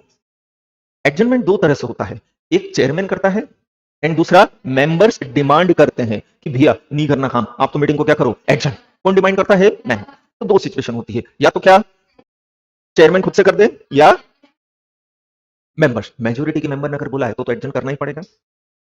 अब एडजर्नमेंट का कंपनीज एक्ट के अंदर कोई स्पेसिफिक सेक्शन नहीं है, तो ये जो प्रोविजन एसएस के दिए हैं ये बहुत ज्यादा रिलेवेंस है हमारे लिए, इंपॉर्टेंस रखते हैं, है ना। तो पहला तो बोल दिया है, बहुत ज्यादा जरूरी हो तो ही मीटिंग को क्या किया जाना चाहिए, एडजर्न।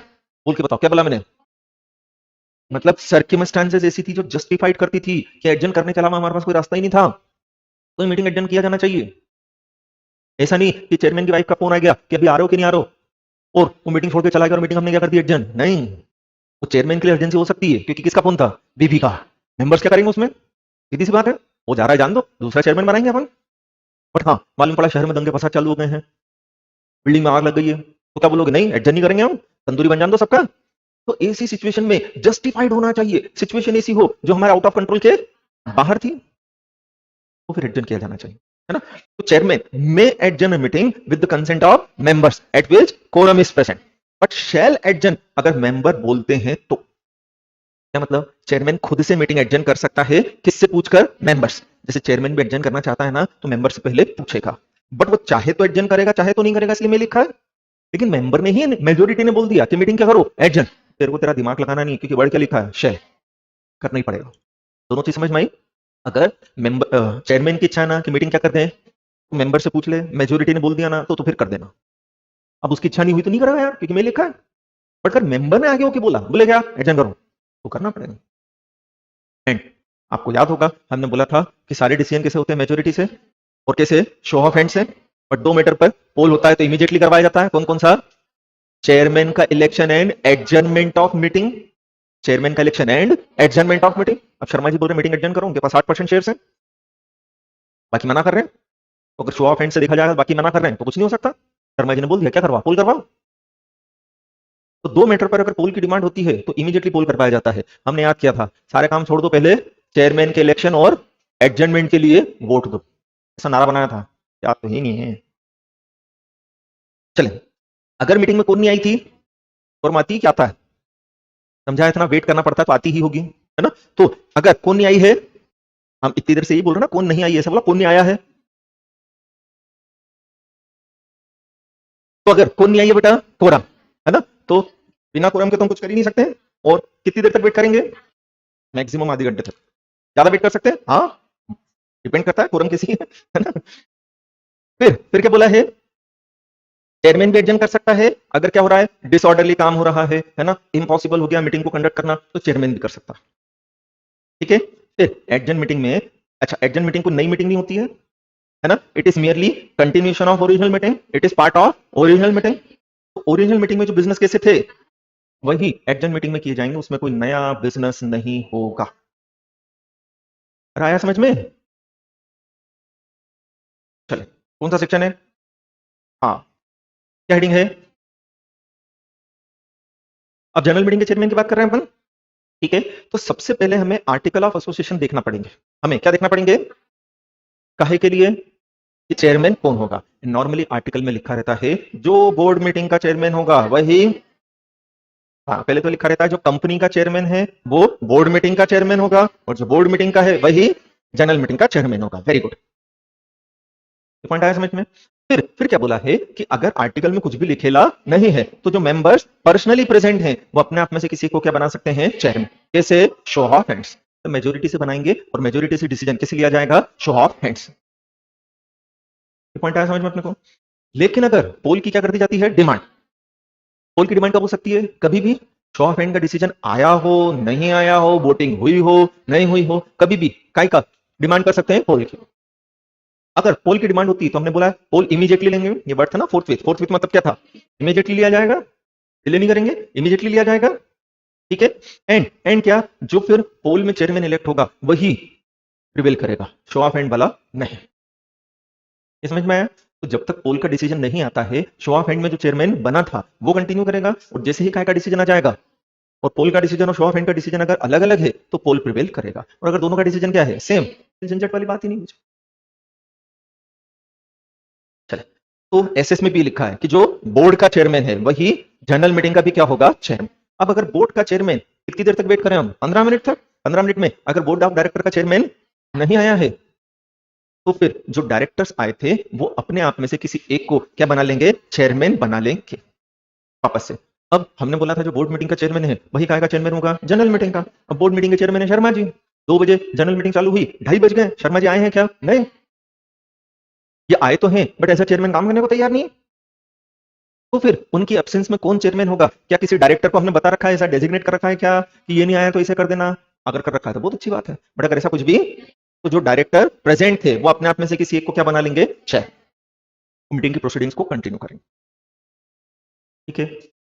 फिर 15 मिनट में अगर कोई डायरेक्टर भी नहीं आया, इतनी बदतमीजी, ये आए तो हैं बट एज ए चेयरमैन काम करने को तैयार नहीं है, तो फिर जो मेंबर्स प्रेजेंट थे वो अपने आप में से किसी एक को क्या बना लेंगे, चेयरमैन। जैसे शो ऑफ हैंड्स। लेकिन अगर काय की डिमांड होती है तो फोर्थ मतलब इमीडिएटली पोल करवाना पड़ेगा। जब तक पोल का डिसीजन, तब तक शो ऑफ हैंड वाला कंटिन्यू रहेगा, और जैसे ही पोल का, अगर दोनों सेम है तो कोई दिक्कत ही नहीं, बट अगर अलग अलग है तो, समझ में आया अपने को।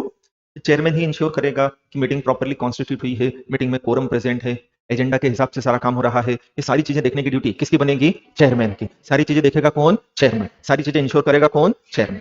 फेयर और इम्पार्शियल मैनर में सारी प्रोसीडिंग्स चलाई जाए, सबको बोलने का मौका मिले, वोटिंग प्रॉपर हो, काउंटिंग प्रॉपर हो, सेंस ऑफ मीटिंग असर्टेन किया जाए, ये सारी ड्यूटी किसकी बनती है? चेयरमैन।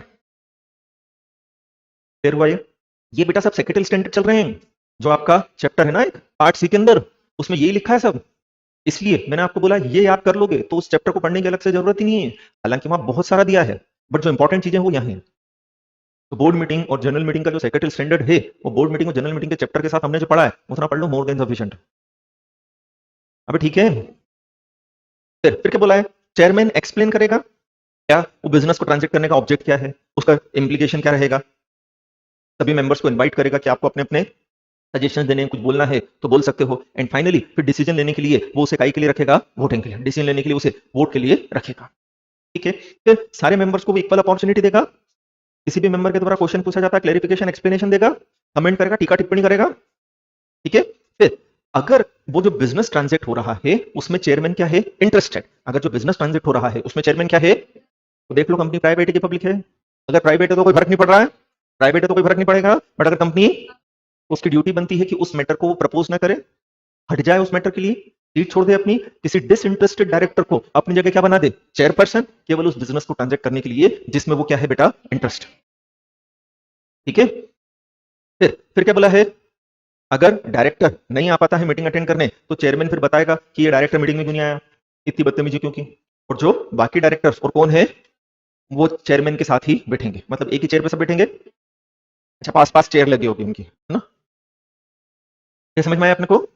नेक्स्ट 105 कौन सा सेक्शन है? प्रॉक्सी। प्रॉक्सी क्या था कि अगर एक मेंबर कहां नहीं जा पा रहा है मीटिंग में, तो वो अपनी जगह किसी और को मीटिंग अटेंड करने भेज सकता है, और वो कोई और जो है वो क्या है?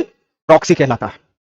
प्रॉक्सी के दो मतलब होते हैं, एक तो वो कोई और जिसका हमने क्या किया है? अपॉइंटमेंट, वो भी प्रॉक्सी कहलाता है, एंड जिस फॉर्म में उसका अपॉइंटमेंट किया है उस फॉर्म को भी हम क्या बोलते हैं? प्रॉक्सी। प्रॉक्सी फॉर्म नहीं बोलते हैं, उसे भी प्रॉक्सी बोला जाता है केवल। ठीक है। तो प्रॉक्सी वर्ड के दो तरह से मीनिंग लिए जाते हैं। पहला, वो person appointed by the member to attend the meeting is known as proxy, and जिस फॉर्म में उसका अपॉइंटमेंट किया है वो भी क्या कहलाता है? प्रॉक्सी। प्रॉक्सी अपॉइंट करना मेंबर का इनहेरेंट राइट होता है। अगर कंपनी कौन सी वाली है? शेयर कैपिटल वाली। कौन सी वाली है?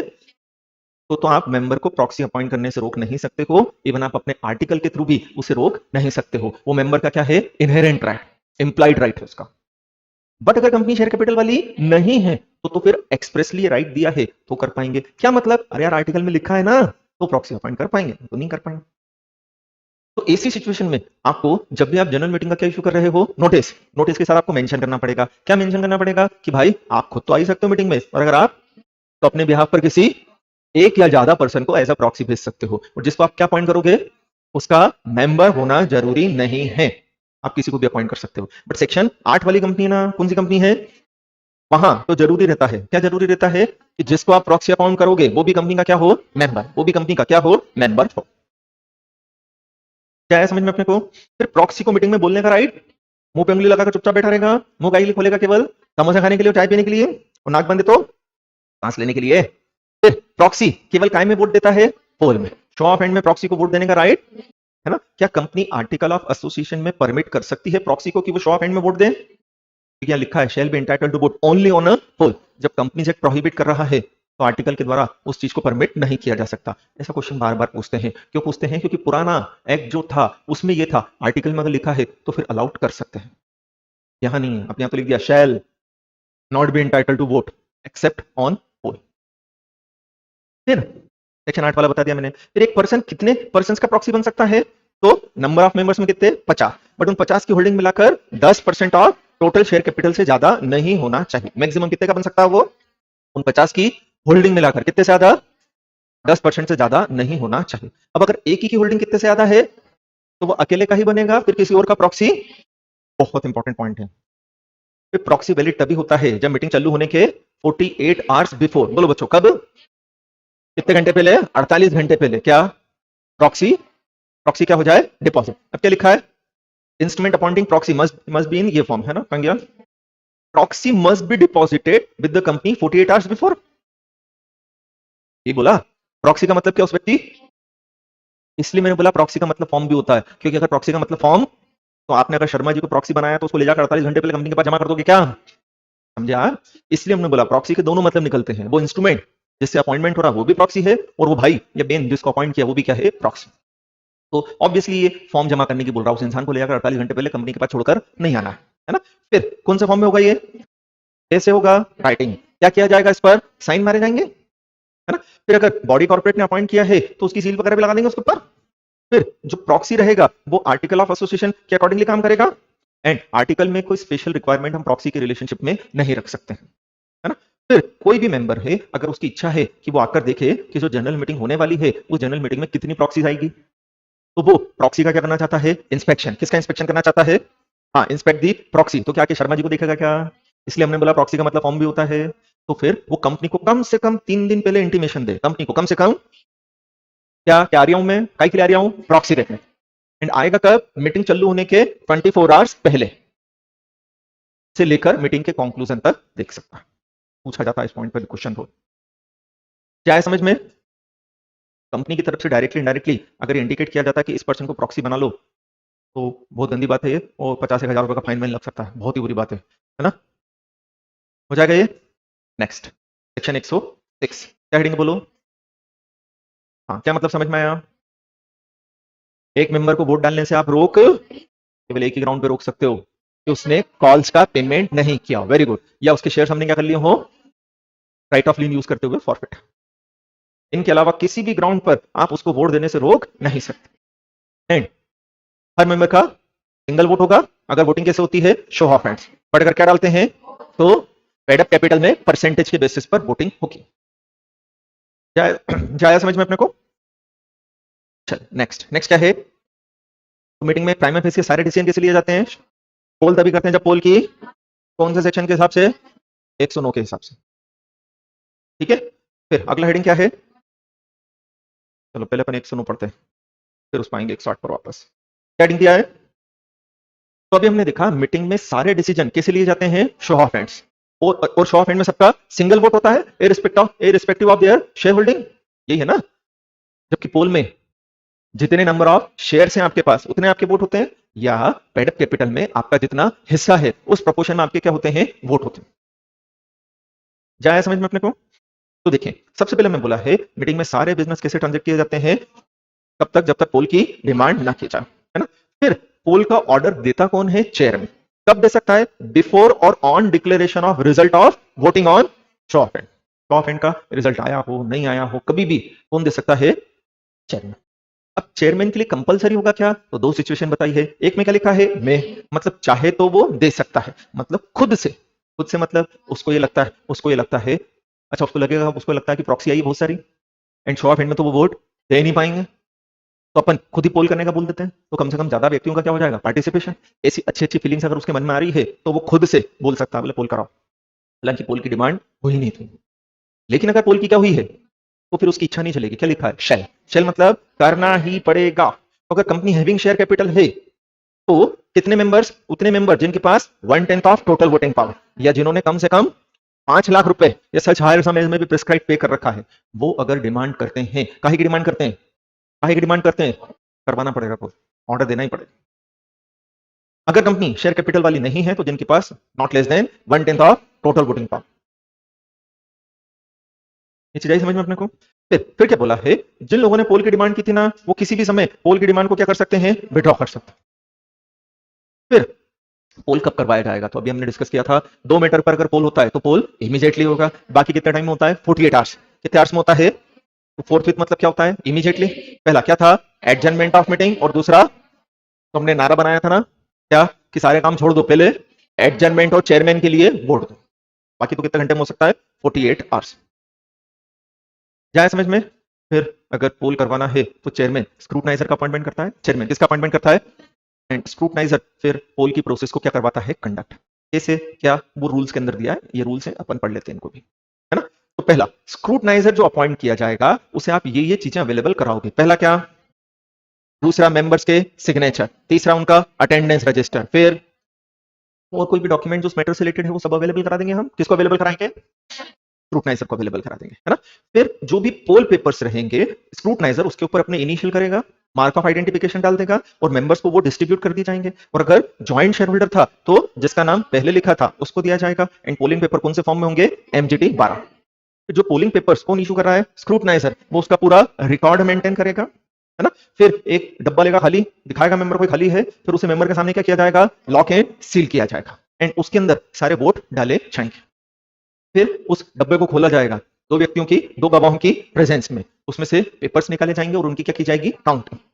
ठीक है, जो एम्बिगियस था, मतलब हाँ में भी लिख दिया ना में भी लिख दिया, समझ में नहीं आ रहा, उसे क्या कर देंगे? रिजेक्ट कर देंगे। ये समझ में आया अपने को? फिर डिसीजन सबमिट कर दिया जाएगा, रिपोर्ट बना देंगे, कौन से फॉर्म में? MGT 13 के अंदर, जिसमें बताएंगे टोटल वोट कितने आए, उसमें से वैलिड कितने थे, फेवर में कितने थे, अगेंस्ट में कितने थे, और फाइनली क्या हुआ है?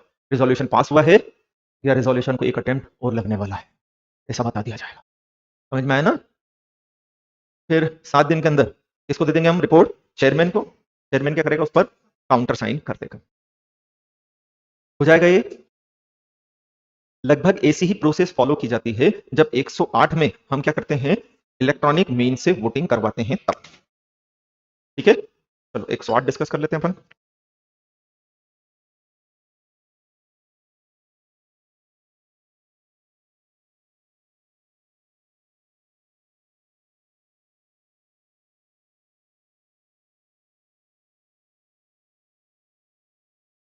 क्या हेडिंग दिया बोलो? इलेक्ट्रॉनिक मीन से वोटिंग दो तरह से होती है ना? क्या बोला मैंने? बोल के बताओ। इलेक्ट्रॉनिक मीन से वोटिंग जो होती है ना, वो कितने तरह से होती है? दो तरह से होती है। तो शेयर होल्डर जो क्या करता है? वोटिंग। शेयर होल्डर जो क्या करता है? वो दो तरह से कर सकता है, जनरल मीटिंग में आकर और पोस्टल बैलेट के थ्रू। वापस से बोलो, कितने तरह से कर सकता है? जनरल मीटिंग में फिजिकली प्रेजेंट हो सकता है वो और वोट दे सकता है। कैसे? 107 के हिसाब से शो ऑफ हैंड, या 109 के हिसाब से वो पोल की डिमांड, या वो इलेक्ट्रॉनिक मीन से क्या कर सकता है? वोट दे सकता है 108 के अकॉर्डिंगली। अब अगर शो ऑफ हैंड से वोट होता है तो सबका सिंगल वोट है, जबकि पोल या इलेक्ट्रॉनिक मीडियम से अगर वोटिंग हुई तो प्रोपोर्शनल वोटिंग होती है, मतलब जितने नंबर ऑफ आपके पास शेयर्स हैं आपके पास उतने वोट होंगे। जबकि पोस्टल बैलेट में वो घर बैठे बैठे वोट देता है।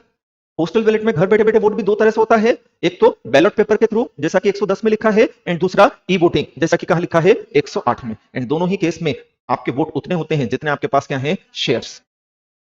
पेड अप कैपिटल में आपका जितना परसेंटेज है उसी बेसिस पर क्या होते हैं आपके शेयर्स। तो 108 जो किससे रिलेटेड है? उसमें दोनों को इंक्लूड किया है, e voting eight meeting and remote e voting. क्या मतलब? रिमोट ई वोटिंग मतलब बताया ना कि वो घर बैठे बैठे इलेक्ट्रॉनिकली वोट दे रहा है। कैसे मतलब? तो जैसे वो हमारे पास वो गेम्स वगैरह खेलते हैं ना, क्या आते हैं वो बिग बॉस को क्या बोलते हैं? रियलिटी शोज, या वो जिसमें वोटिंग करते हैं ना, डांस इंडिया डांस, और इसमें तो उसमें घर बैठे बैठे वोट डालते हैं ना कि लाइन क्या कर दी जाती है? ओपन। तो आप इलेक्ट्रॉनिक वोटिंग कर रहे हो? हाँ। कैसे? रिमोट। रिमोट मतलब दूर बैठे हो कहीं। सबसे अच्छा एग्जांपल लेते हैं केबीसी का। आप घर बैठे बैठे वोट देते हो एंड केबीसी में जो ऑडियंस है वो वहां बैठ के भी वोट दे रहा है। कैसे? इलेक्ट्रॉनिकली। वो क्या है?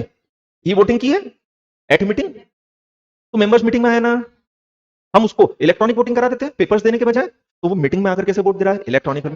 जैसे केबीसी में ऑडियंस पोल होता है ना, तो वहीं तो बैठे हैं सब। और दूसरा, आप फोन फ्रेंड करो, क्या रिमोट वोटिंग है? या वो बाद में क्वेश्चन पूछता है कि घर बैठे बैठे इसका जवाब दो और कहीं से जीतो, तो आपने क्या करा? रिमोट। दूर बैठ के कहीं पर, पता नहीं कहां पर। समझ में आया? तो जो ई वोटिंग होती है, एक तो मीटिंग में हो सकती है एंड दूसरा कैसे होती है? Remote e voting. चलो 108 हम स्टार्ट करते हैं। क्या कहा है 108 के अंदर? सेंट्रल गवर्नमेंट प्रिस्क्राइब करेगी उन क्लास ऑफ कंपनीज को जिनके लिए मैंडेटरी होगा कि अपने मेंबर्स को वो ई वोटिंग की फैसिलिटी दे। क्या बोला मैंने? बोल बताओ जल्दी से। हाँ, जिनके लिए क्या होगा? मैंडेटरी होगा। क्या मैंडेटरी होगा? तो अगर कंपनी में मेंबर 200 से ज्यादा है, कितने से ज्यादा है? 200 वाला ही प्रोविजन था ना, तो फिर कैसे करवाना पड़ेगा? ई वोटिंग, है ना। तो देखें रूल 20 क्या कहता है कि जनरल मीटिंग का जब हम नोटिस इशू करेंगे तो नोटिस के साथ शेयर होल्डर्स को बता देंगे कि इस मीटिंग के अंदर कई की फैसिलिटी दे रहे हैं हम? ई वोटिंग की। और अगर नंबर ऑफ मेंबर्स कितने हैं? नॉट लेस देन 1000, तो कंपलसरी रहेगा कि क्या किया जाए? ई वोटिंग की फैसिलिटी प्रोवाइड की जाए, है ना। नंबर ऑफ मेंबर्स कितने हैं? अगर 1000 से कम नहीं है, कितने से कम नहीं है, तो ई वोटिंग की फैसिलिटी देना क्या है? जरूरी है। देन हम मेंबर्स को दोनों फैसिलिटी देंगे कि मेंबर चाहे तो ई वोटिंग से घर बैठे बैठे वोट दे दे या कंपनी में आकर फिजिकली प्रेजेंट होकर भी वो इलेक्ट्रॉनिकली वोट दे सकता है। हम मेंबर को दोनों ऑप्शन अवेलेबल कराएंगे। देख बे, तेरे को नहीं आना ना, तो ये लिंक है, इस लिंक के थ्रू तेरे को घर बैठे वोट दे सकता है, कोई दिक्कत वाली बात नहीं है। बट अगर तू कहाँ आना चाहता है मीटिंग में समोसे खाने के लिए, तो तू मीटिंग में भी आ सकता है, और मीटिंग में आकर भी इलेक्ट्रॉनिक वोटिंग ही होगी, बटन ही दबाना, तेरे को कागज नहीं मिलेगा। ठीक है, फिर क्या बोला, और कोई भी बटन दबाओगे वोट किसको मिलेगा, बीजेपी को नहीं। ऐसा ये जो मैंने लिखा, तेजू अंकल ने लिखा, तेजू झाड़ू वाले बाबा, है ना। फिर क्या बोला, कंपनी जो ई वोटिंग की फैसिलिटी प्रोवाइड कर रही है वो ये प्रोसीजर फॉलो करेगी। सबसे पहले जनरल मीटिंग का क्या इशू होगा, जो नोटिस वो सारे मेंबर्स को भेज दिया जाएगा, डायरेक्टर्स को, ऑडिटर को तो पढ़ाई हमने, कैसे भेजेंगे, रजिस्टर्ड पोस्ट या स्पीड पोस्ट से। फिर इलेक्ट्रॉनिक मीन से भी भेज सकते हैं उनके ईमेल आईडी पर, या कुरियर से, ऑर्डिनरी पोस्ट से नहीं भेजना है ना। फिर नोटिस के अंदर हम स्पेसिफाई करेंगे वेबसाइट जहां पर नोटिस भी अपलोडेड है, बाकी इंफॉर्मेशन भी है। नोटिस में क्लियरली मेंशन करेंगे कि कंपनी ई वोटिंग की फैसिलिटी दे रही है ना। एंड जिसको जनरल मीटिंग में आकर वोट देना है वो जनरल मीटिंग में आकर वोट दे सकता है, और जिसको घर बैठे बैठे वोट देना है वो घर बैठे बैठे वोट दे सकता है रिमोट ई वोटिंग से। और रिमोट ई वोटिंग इस टाइम से ओपन होगी और इस टाइम तक ओपन रहेगी, ऐसा हम क्लियरली मेंशन करके देंगे। ये चीज समझ में अपने को। फिर क्या बोला है, नोटिस के अंदर प्रोसेस और मैनर बताया जाएगा ई वोटिंग का। नोटिस के अंदर क्या बताया जाएगा, हाँ टाइम शेड्यूल बता दिया जाएगा, लॉगिन आईडी और पासवर्ड कैसे मिलेगा वो बता दिया जाएगा, और आपको कोई दिक्कत हो रही है तो आप कैसे संपर्क स्थापित कर सकते हो ये बता दिया जाएगा। फिर क्या करेंगे, एक एडवर्टीजमेंट इशू करेंगे। क्या करेंगे, हाँ कम से कम 21 days before the date of general meeting. एक तो वर्नाक्युलर लैंग्वेज का, एक इंग्लिश लैंग्वेज का, जिसका सर्कुलेशन उस डिस्ट्रिक्ट में हो जहां कंपनी का क्या सिचुएटेड है। हम ये चीजें बताएंगे क्या, कि ये बिजनेस पर डिसीजन कैसे लिया जाना है, इलेक्ट्रॉनिकली। इलेक्ट्रॉनिक वोटिंग कब चालू होगी, कब बंद होगी, फिर कट ऑफ डेट, मतलब किन मेंबर्स को ई वोटिंग में वोट देने का राइट होगा ये बता दिया जाएगा, है ना। फिर क्या बोला है, लॉगिन आईडी पासवर्ड कैसे लेना है, और एक स्टेटमेंट देंगे कि आप रिमोट ई वोटिंग भी कर सकते हो और यहाँ कर भी कर सकते हो, और अगर आपने रिमोट ई वोटिंग की है तो आप मीटिंग में आ तो सकते हो, आपको कोरम के लिए भी काउंट करेंगे, बट आप वोट नहीं दे पाओगे। एक बार वोट दे दिया उसके बाद चेंज, फिर कट ऑफ डेट क्या रहेगी, इन सब चीजों के बारे में हम बता देंगे। फिर ई वोटिंग क्लोज कब होगी, कम से कम 3 दिन ओपन रहेगी, और कब क्लोज होगी, 5 PM on the date preceding the date of general meeting. General meeting के पहले जो दिन था उसको शाम को 5 बजे बंद हो जाएगी, और कम से कम कितने दिन ओपन रखना है, 3 दिन। ये समझ में आया, ये रिपीटेड चीजें ही है। फिर जैसे ही 5 बजेगी वोटिंग क्या हो जाएगी, बंद हो जाएगी, क्लोज हो जाएगी। उसके पहले आपने वोट दिया तो बहुत अच्छी बात है। फिर बोर्ड ऑफ डायरेक्टर किसका अपॉइंटमेंट करेंगे, स्क्रूटनाइजर का, जो chartered accountant, cost accountant, company secretary in practice हो सकता है, एडवोकेट भी हो सकता है, बट वो व्यक्ति कंपनी के एम्प्लॉयमेंट वाला नहीं होना चाहिए। बाकी किसी को भी अपॉइंट कर लो, हमें कोई वादा प्रॉब्लम नहीं है। हाँ, स्क्रूटनाइजर अपने कंसेंट देगा और रजिस्टर्ड ऑफिस पर काम करने के लिए अवेलेबल रहेगा। ठीक है, फिर जैसे हमने पोल के अंदर पढ़ा था कि स्क्रूटनाइजर को हम सारी चीजें अवेलेबल करा देंगे, यहां पर भी करा देंगे। वो अपनी रिपोर्ट सबमिट कर देगा और रिजल्ट डिक्लेयर कर दिया जाएगा। 7 दिन के अंदर अपनी रिपोर्ट दे देगा, चेयरमैन के उसके ऊपर क्या करवा लेगा, काउंटर साइन करवा लेगा। क्लियर है, ये हो जाएगा। 109 हो गया हमारा। 110 क्या दिया है, पोस्टल बैलेट। पोस्टल बैलेट के अंदर क्या इंक्लूड किया है, ई वोटिंग को भी इंक्लूड किया है। एंड ऐसे बिजनेस, कैसे बिजनेस, जो कौन बताती है, सेंट्रल गवर्नमेंट। कौन बताती है, वो तो आपको कंपलसरीली कैसे करना है, पोस्टल बैलेट के थ्रू ही करना है। किसके थ्रू करना है बेटा, पोस्टल बैलेट के थ्रू ही करना है। तो जिस कंपनी पर पोस्टल बैलेट के प्रोविजन एप्लीकेबल हो जाते हैं, मतलब 110 के प्रोविजन एप्लीकेबल हो जाते हैं, तो उस कंपनी के रिलेशनशिप में लिखा है क्या, ऐसे बिजनेस जो 110 सबसेक्शन 1 क्लॉज ए में बताए हैं, वो तो कंपलसरीली कैसे करने हैं। कंपनी चाहे भी तो कैसे नहीं कर सकती है, जनरल मीटिंग में। हाँ, लेकिन अगर कंपनी ई वोटिंग की फैसिलिटी दे रही है ना, क्या की फैसिलिटी दे रही है, इसके अकॉर्डिंगली 160 के अकॉर्डिंगली, तो इन्हें पोस्टल बैलेट से किया जाए फिर ये जरूरी नहीं है, है ना। ये बहुत इंपॉर्टेंट पॉइंट है क्या, कि जो मैटर किसने बताए हैं, सेंट्रल गवर्नमेंट। कौन से सेक्शन में, 110 सबसेक्शन 1 क्लॉज ए में। तो कंपलसरीली आपको कहां करना है, पोस्टल बैलेट। उसके लिए जनरल मीटिंग नहीं करनी है। लेकिन अगर कंपनी क्या कर रही है, उसमें काई की फैसिलिटी दे रही है, तो क्या, तो फिर कर सकते हैं, पोस्टल बैलेट से करना जरूरी नहीं है ना। फिर ऐसे मैटर जो 110 1A में नहीं बताए हैं, उनके लिए क्या, अगर वो ऑर्डिनरी बिजनेस है, अगर वो क्या है, तो केवल कहां होंगे, चाहे भी कि हम कैसे कर लें, पोस्टल बैलेट से नहीं कर सकते, क्योंकि क्या करना जरूरी है, एचएम। फिर ऐसे मैटर जिसमें ऑडिटर और डायरेक्टर को अपॉर्चुनिटी ऑफ बीइंग हर्ड देना है ना, वो भी केवल कहां होंगे, मतलब वो कैसे नहीं हो सकते। इन 3 के अलावा जो मैटर हैं उसमें आपकी इच्छा चलेगी। आप चाहो तो कहां कर लो, जनरल मीटिंग में, आप चाहो तो कहां कर लो, पोस्टल बैलेट से। समझ में आया, इन 3 को तो हमने स्पेसिफिकली ले लिया है, इनके लिए तो आपको सेकंड ओपिनियन रखनी नहीं है। इनके अलावा कोई मैटर है तो आपकी इच्छा हो तो जनरल मीटिंग में कर लो, आपकी इच्छा हो तो कैसे कर लो, पोस्टल बैलेट से कर लो। 110 1A के ये जो मैटर हैं आपको याद होना चाहिए, मैंने पहले भी बताया था। 111 है ना, अब 111 जो है वो हमें क्या कहता है, सर्कुलेशन ऑफ मेंबर्स रिजोल्यूशन। बोले क्या मतलब हुआ इसका? तो अभी हमने पढ़ा था कि जनरल मीटिंग कौन कॉल करते हैं यार, बोर्ड ऑफ डायरेक्टर्स कॉल करते हैं, है ना। एंड बोर्ड ऑफ डायरेक्टर्स जब जनरल मीटिंग कॉल करते हैं तो जनरल मीटिंग में कौन कौन से बिजनेस ट्रांजैक्ट होंगे ये भी कौन बताते हैं, बोर्ड ऑफ डायरेक्टर्स ही बताते हैं, बोर्ड ऑफ डायरेक्टर डिसाइड करते हैं, है ना। हाँ, अब ये है कि बोर्ड ऑफ डायरेक्टर ने अगर ईजीएम कॉल की है या एजीएम कॉल की है और हम चाहते हैं कि उसमें कोई बिजनेस ऐड हो जाए, तो हम सेक्शन 111 फॉलो करके उसमें एक बिजनेस को ऐड करवा सकते हैं। सेक्शन 111 फॉलो करके हम बोर्ड ऑफ डायरेक्टर को बोल सकते हैं कि आप ये जो ईजीएम या एजीएम कॉल कर रहे हो ना, आपने ये जो जनरल मीटिंग कॉल की है ना, इस जनरल मीटिंग के नोटिस के साथ आप सारे शेयर होल्डर को हम बता रहे हैं ये रिजोल्यूशन भी क्या करो, सर्कुलेट करो। हम बता रहे हैं ये डॉक्यूमेंट भी क्या करो, सर्कुलेट करो।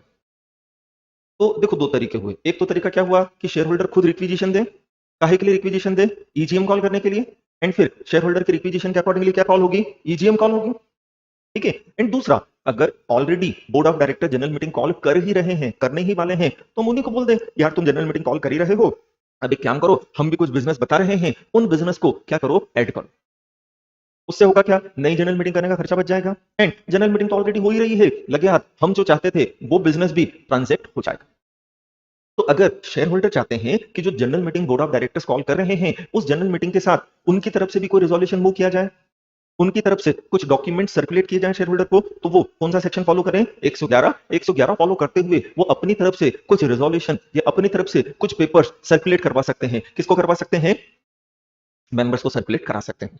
अब अगर शेयर होल्डर ये चाहते हैं कि उनकी तरफ से कोई रिजोल्यूशन या उनकी तरफ से कोई डॉक्यूमेंट सर्कुलेट हो, तो 111 के ये प्रोविजन कंप्लाई करना पड़ेंगे। अब 111 का यही कहना पड़ता है कि कंपनी को अगर रिक्विजिशन मिलती है राइटिंग में उतने नंबर ऑफ मेंबर्स के द्वारा जो कहां दी है, सेक्शन 100 में। सेक्शन 100 मतलब कॉलिंग ऑफ ईजीएम। तो रिक्विजिशन पर जितने शेयर होल्डर ईजीएम कॉल करवा सकते हैं उतने ही शेयर होल्डर अगर क्या देते हैं, रिक्विजिशन यहां देते हैं 111 में कि अलग से ईजीएम मत करो, आप जो ईजीएम या एजीएम करने वाले हो उसके साथ हमारी तरफ से ये प्रपोज्ड रिजोल्यूशन सारे शेयर होल्डर को सर्कुलेट कर दो, हमारी तरफ से ये स्टेटमेंट सारे शेयर होल्डर को सर्कुलेट कर दो। तो अगर हमारा ऐसा कहना पड़ रहा है तो ऐसी सिचुएशन के अंदर 111 हमें राइट देता है कि हम कंपनी को रिक्विजिशन दे सकते हैं राइटिंग के अंदर, क्या कि आप जो जनरल मीटिंग कॉल कर रहे हो हमारी तरफ से रिजोल्यूशन प्रपोज करवाओ, हमारी तरफ से ये स्टेटमेंट सारे मेंबर्स को सर्कुलेट करवाओ। बोले कौन देगा ऐसा रिक्विजिशन, बोले उतने मेंबर जो कहां दिए हुए हैं, सेक्शन 110 के अंदर, 100 के अंदर, सॉरी। फिर कंपनी बाउंड तभी मानी जाएगी जब ये प्रोविजन कंप्लाई हो। पहला प्रोविजन तो यही है कि रिक्विजिशन कैसे आएगी, राइटिंग में आएगी, उतने नंबर ऑफ मेंबर देंगे जो कहां दिए हैं, 100 में दिए हैं, एंड वो रिक्विजिशन एक प्रिस्क्राइब टाइम पीरियड पहले आना चाहिए। अब वो टाइम पीरियड क्या है, तो यार दो चीज थी, एक तो रिजोल्यूशन सर्कुलेट करवाना एंड दूसरा था स्टेटमेंट सर्कुलेट करवाना। तो अगर हम रिजोल्यूशन सर्कुलेट करवाना चाहते हैं तो वो कितने हफ्ते पहले आना चाहिए, 6 हफ्ते पहले आना चाहिए मीटिंग से। बट अगर हम क्या करना चाहते हैं, कोई स्टेटमेंट सर्कुलेट करवाना चाहते हैं तो मीटिंग की डेट से कम कितने हफ्ते पहले आना चाहिए, 2 हफ्ते पहले। और कहां आना चाहिए, कंपनी के रजिस्टर्ड ऑफिस पर आना चाहिए। तो 111 के हिसाब से जो हम रिक्विजिशन दे रहे हैं वो वैलिड तभी कहलाएगी जब पहला रिक्विजिशन कैसी हो, राइटिंग के अंदर हो, फिर उतने मेंबर्स जो कहां दिए हैं, 100 के अंदर हैं, फिर वो रिक्विजिशन कहां दी जाए, कंपनी के रजिस्टर्ड ऑफिस पर, फिर कितने दिन पहले दी जाए, 6 हफ्ते पहले अगर वो रिजोल्यूशन सर्कुलेट करने के रिलेशनशिप में थी तो, और रिजोल्यूशन के अलावा अगर कोई चीज थी तो कितने हफ्ते पहले, 2 हफ्ते पहले। एंड ये सारी चीजें मेंबर्स को सर्कुलेट करने में कंपनी का क्या होगा, जो खर्चा होगा वो खर्चा भी क्या करें, डिपॉजिट करें। क्लियर हुआ यहां तक? फिर अब हमने 6 हफ्ते पहले, हमें 6 हफ्ते पहले क्या देना था, रिजोल्यूशन देना था, या 2 हफ्ते पहले स्टेटमेंट देना था। अब हमारे रिक्विजिशन देने और उनकी जनरल मीटिंग की जो डेट रहेगी उसके बीच में कितने हफ्ते होना चाहिए, 6 हफ्ते या 2 हफ्ते, एज द केस में भी। हम जब रिक्विजिशन दे रहे हैं और उस रिक्विजिशन के अकॉर्डिंगली जब क्या हो रही है, जनरल मीटिंग हो रही है, दोनों के बीच में कितने हफ्ते होना चाहिए, 6 हफ्ते या 2 हफ्ते, एज द केस में भी। लेकिन अभी हमने रिक्विजिशन तो दे दी लेकिन उन्होंने जनरल मीटिंग का नोटिस अभी इशू नहीं किया था, तो फिर अगर 6 हफ्ते नहीं भी हैं या 2 हफ्ते पहले नहीं भी दिया है तो भी चलेगा।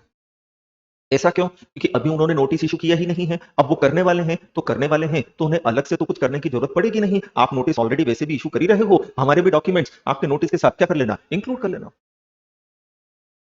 ये चीज आई समझ में अपने को? फिर अगर आपको लग रहा है कि नहीं सर्कुलेट करना है तो आप किसके पास चले जाओ, सेंट्रल गवर्नमेंट के पास। सेंट्रल गवर्नमेंट अगर सेटिस्फाइड है it is to secure needless publicity on any defamatory matter, तो सेंट्रल गवर्नमेंट मना कर देगी, बोले मत कर। और नहीं तो सेंट्रल गवर्नमेंट बोलेगी कि नहीं करना पड़ेगा। ये समझ में आया अपने को? फिर सेंट्रल गवर्नमेंट के पास जब आपने प्रोसीडिंग्स स्टार्ट करवाई है इस पर्पज से, तो जो भी खर्चा होगा वो खर्चा सेंट्रल गवर्नमेंट बताएगी कि कौन बियर करेगा। इवन सेंट्रल गवर्नमेंट ये भी बोल सकती है कि वो एक्सपेंसेस कौन देगा, एप्लीकेंट देंगे जिन्होंने वो रेजोल्यूशन या स्टेटमेंट सर्कुलेट करने की रिक्विजिशन दी थी। प्रोविजंस का नॉन कंप्लायंस होता है, कितने का फाइन लगेगा, 25,000 रुपए का फाइन लगेगा। क्लियर हुआ ये? चल नेक्स्ट सेक्शन कौन सा है, 112 एंड 113। 112 तब लगता है जब कंपनी के शेयर किसके पास है, प्रेसिडेंट या गवर्नर के पास। 112 कब लगता है, जब कंपनी के शेयर किसके पास है, प्रेसिडेंट और गवर्नर के पास। तो प्रेसिडेंट या गवर्नर जो किसी कंपनी के शेयर हेल्ड करके रखते हैं, अगर उस कंपनी की जनरल मीटिंग होती है तो वो जनरल मीटिंग अटेंड करने के लिए अपना क्या भेज सकते हैं, एक रिप्रेजेंटेटिव भेज सकते हैं। एंड वो रिप्रेजेंटेटिव क्या माना जाएगा, मेंबर माना जाएगा। वो रिप्रेजेंटेटिव क्या माना जाएगा, मेंबर माना जाएगा। उसे वो सारे राइट रहेंगे जो किसके पास होते हैं, मेंबर के पास। वो खुद अगर मीटिंग में आया तो मेंबर पर्सनली प्रेजेंट कहलाएगा। इवन वो मीटिंग में नहीं आ पा रहा है तो वो किसी को क्या अपॉइंट कर देगा, प्रॉक्सी। तो इसे फोरम के लिए भी काउंट करेंगे, हमने पढ़ा था। इसी तरह का प्रोविजन कहां दिया है, सेक्शन 113 में। सेक्शन 113 का क्या कहना पड़ रहा है कि अगर एक बॉडी कॉर्पोरेट के द्वारा कंपनी के शेयर सेल करके रखे हैं, तो बॉडी कॉर्पोरेट तो किसी पर्सन है, आर्टिफिशियल पर्सन, वो खुद तो मीटिंग में आ नहीं पाएगी। तो ऐसी सिचुएशन में वो अपने किसी रिप्रेजेंटेटिव को भेज सकती है, काहे के लिए, मीटिंग अटेंड करने के लिए। एंड वो रिप्रेजेंटेटिव जो मीटिंग अटेंड करेगा तो ऐसा मानेंगे, कैसा मानेंगे कि जैसे कंपनी खुद मीटिंग में आई हो, मेंबर क्या हो, पर्सनली प्रेजेंट। इसी नहीं समझ में अपने को। चल, तो 112 और 113 में कौन आता है, जो रिप्रेजेंटेटिव आता है उसे हम क्या मानते हैं, मेंबर पर्सनली प्रेजेंट। उसके पास मेंबरशिप के सारे राइट्स होते हैं, जो भी राइट मेंबर के पास होते हैं वो सारे राइट उसके पास होते हैं। नेक्स्ट कौन सा सेक्शन है, 114 ऑर्डिनरी एंड स्पेशल रेजोल्यूशन, है ना।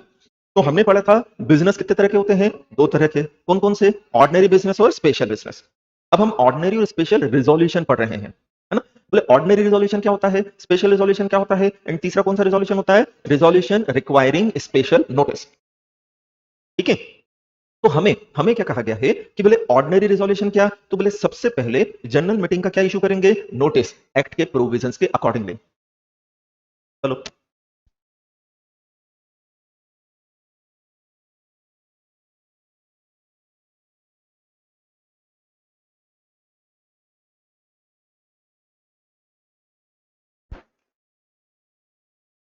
तो बोले एक रेजोल्यूशन ऑर्डिनरी रेजोल्यूशन कहलाएगा अगर ये कंडीशन पूरी होती है तो। बोले क्या कंडीशन है, बोले सबसे पहले तो जिस मीटिंग में आपको ऑर्डिनरी रेजोल्यूशन पास करना है उस मीटिंग का आप क्या इशू करो, नोटिस। वो भी किसके अकॉर्डिंगली, एक्ट के अकॉर्डिंगली। एक्ट के अकॉर्डिंगली मतलब 21 दिन पहले जाना चाहिए तो 21 दिन पहले जाएगा, जिन जिन पर्सन्स को जाना चाहिए उन सबको जाएगा। वो नोटिस इशू करने के जो प्रोविजन है वो सारे प्रोविजन आप कंप्लाई करो, पहली चीज तो। दूसरा दूसरा क्या बोला है, फिर सबसे पहले तो मीटिंग का क्या इशू होगा बेटा, नोटिस, है ना। फिर यार इस पे, फिर मीटिंग में कौन आएंगे, मेंबर आएंगे। कौन आएंगे मीटिंग में, मेंबर पर्सनली प्रेजेंट हो सकता है या क्या आ सकती है उसकी, प्रॉक्सी, अगर प्रॉक्सी को अलाउड किया था तो। फिर वो क्या करेंगे, वोट करेंगे। वोट कैसे हो सकता है, शो ऑफ हैंड से हो सकता है या पोल से हो सकता है। एंड फिर जो फेवर के वोट हैं अगेंस्ट के वोट से अगर कम नहीं है, फेवर के वोट अगेंस्ट के वोट से ज्यादा है, तो रेजोल्यूशन कौन सा मान लिया जाएगा, ऑर्डिनरी रेजोल्यूशन। बट आपको सारी चीजें लिखना पड़ेगी। पहला क्या, नोटिस इशू करना चाहिए। फिर इस नोटिस के हिसाब से कौन आएंगे, चाहे वो कैसे आए, पर्सनली प्रेजेंट हो, चाहे क्या है, प्रॉक्सी। फिर क्या होनी चाहिए, वोटिंग, चाहे कैसे, शो ऑफ हैंड से या पोल से। एंड जो फेवर में वोट आए हैं वो अगेंस्ट के वोट से क्या है, ज्यादा। तो अगर फेवर के वोट अगेंस्ट के वोट से क्या है, ज्यादा, तो रेजोल्यूशन कौन सा मान लिया जाएगा, ऑर्डिनरी। स्पेशल के लिए भी यही सारी चीजें हैं, क्या, एक्ट के हिसाब से क्या इशू हो, नोटिस। फिर मीटिंग में कौन आएगा, मेंबर, चाहे पर्सनली प्रेजेंट हो या कैसे आए, प्रॉक्सी। फिर वो क्या करेंगे, वोट डालेंगे, चाहे शो ऑफ हैंड से चाहे पोल से। एंड फिर फेवर के जो वोट है वो अगेंस्ट के वोट के 3 टाइम से कम नहीं होना चाहिए। अगर फेवर के वोट अगेंस्ट के वोट के 3 टाइम से कम नहीं है तो ऐसी सिचुएशन के अंदर वो रेजोल्यूशन कौन सा मान लिया जाएगा, स्पेशल। अगर फेवर के वोट अगेंस्ट के वोट के से ज्यादा है तो ऑर्डिनरी रेजोल्यूशन। फेवर के वोट अगेंस्ट के वोट के 3 टाइम से कम नहीं है तो कौन सा रेजोल्यूशन हो जाएगा, स्पेशल रेजोल्यूशन हो जाएगा। समझ में आया अपने को, तो क्या हो गया यार, कुछ ना कुछ चलता ही रहता सब। क्लियर है यहां तक। चल नेक्स्ट नेक्स्ट क्या है, सेक्शन है 115। 115 क्या बोलता है, रिजोल्यूशन रिक्वायरिंग स्पेशल नोटिस। मतलब ऐसे रिजोल्यूशन जिसे पास करने के लिए क्या रिक्वायर्ड है, स्पेशल नोटिस रिक्वायर्ड है। किसकी तरफ से, मेंबर्स की तरफ से। तो जब कभी भी एक्ट में ऐसा लिखा है कि इस मैटर पर क्या चाहिए, स्पेशल नोटिस चाहिए, किसकी तरफ से चाहिए, मेंबर्स की तरफ से चाहिए, तो कौन सा सेक्शन लग जाता है, 115। 115 में मैनर बताया है कि रेजोल्यूशन रिक्वायरिंग स्पेशल नोटिस अगर है तो क्या मैनर, प्रोसीजर, मेथड फॉलो की जाएगी। कौन से बिजनेस पर स्पेशल नोटिस रिक्वायर्ड है वो 115 में नहीं बताया है। 115 तो बोलता है कंपनीज एक्ट के प्रोविजंस के अकॉर्डिंगली या आर्टिकल के प्रोविजंस के अकॉर्डिंगली, जहां भी ऐसा लिखा है, कैसा लिखा है कि इस बिजनेस पर क्या रिक्वायर्ड है, स्पेशल नोटिस रिक्वायर्ड है, ऐसा लिखा है। तो स्पेशल नोटिस देने के लिए कौन सा प्रोविजन कंप्लाई करना पड़ेगा आपको, 115 कंप्लाई करना पड़ेगा। ये समझ में आया। पहला बोला है कि ऐसा स्पेशल नोटिस देगा कौन, तो बोले जिनके पास कम से कम क्या हो, 1% ऑफ टोटल वोटिंग पावर हो, है ना, या उनके पास जो शेयर्स हैं उनके ऊपर एग्रीगेट सम ऑफ कितने रुपए, कम से कम 5 लाख रुपए पे किए जा चुके हैं। वो व्यक्ति अगर नोटिस देते हैं तो फिर वो क्या माना जाएगा, स्पेशल नोटिस। ये समझ में आया।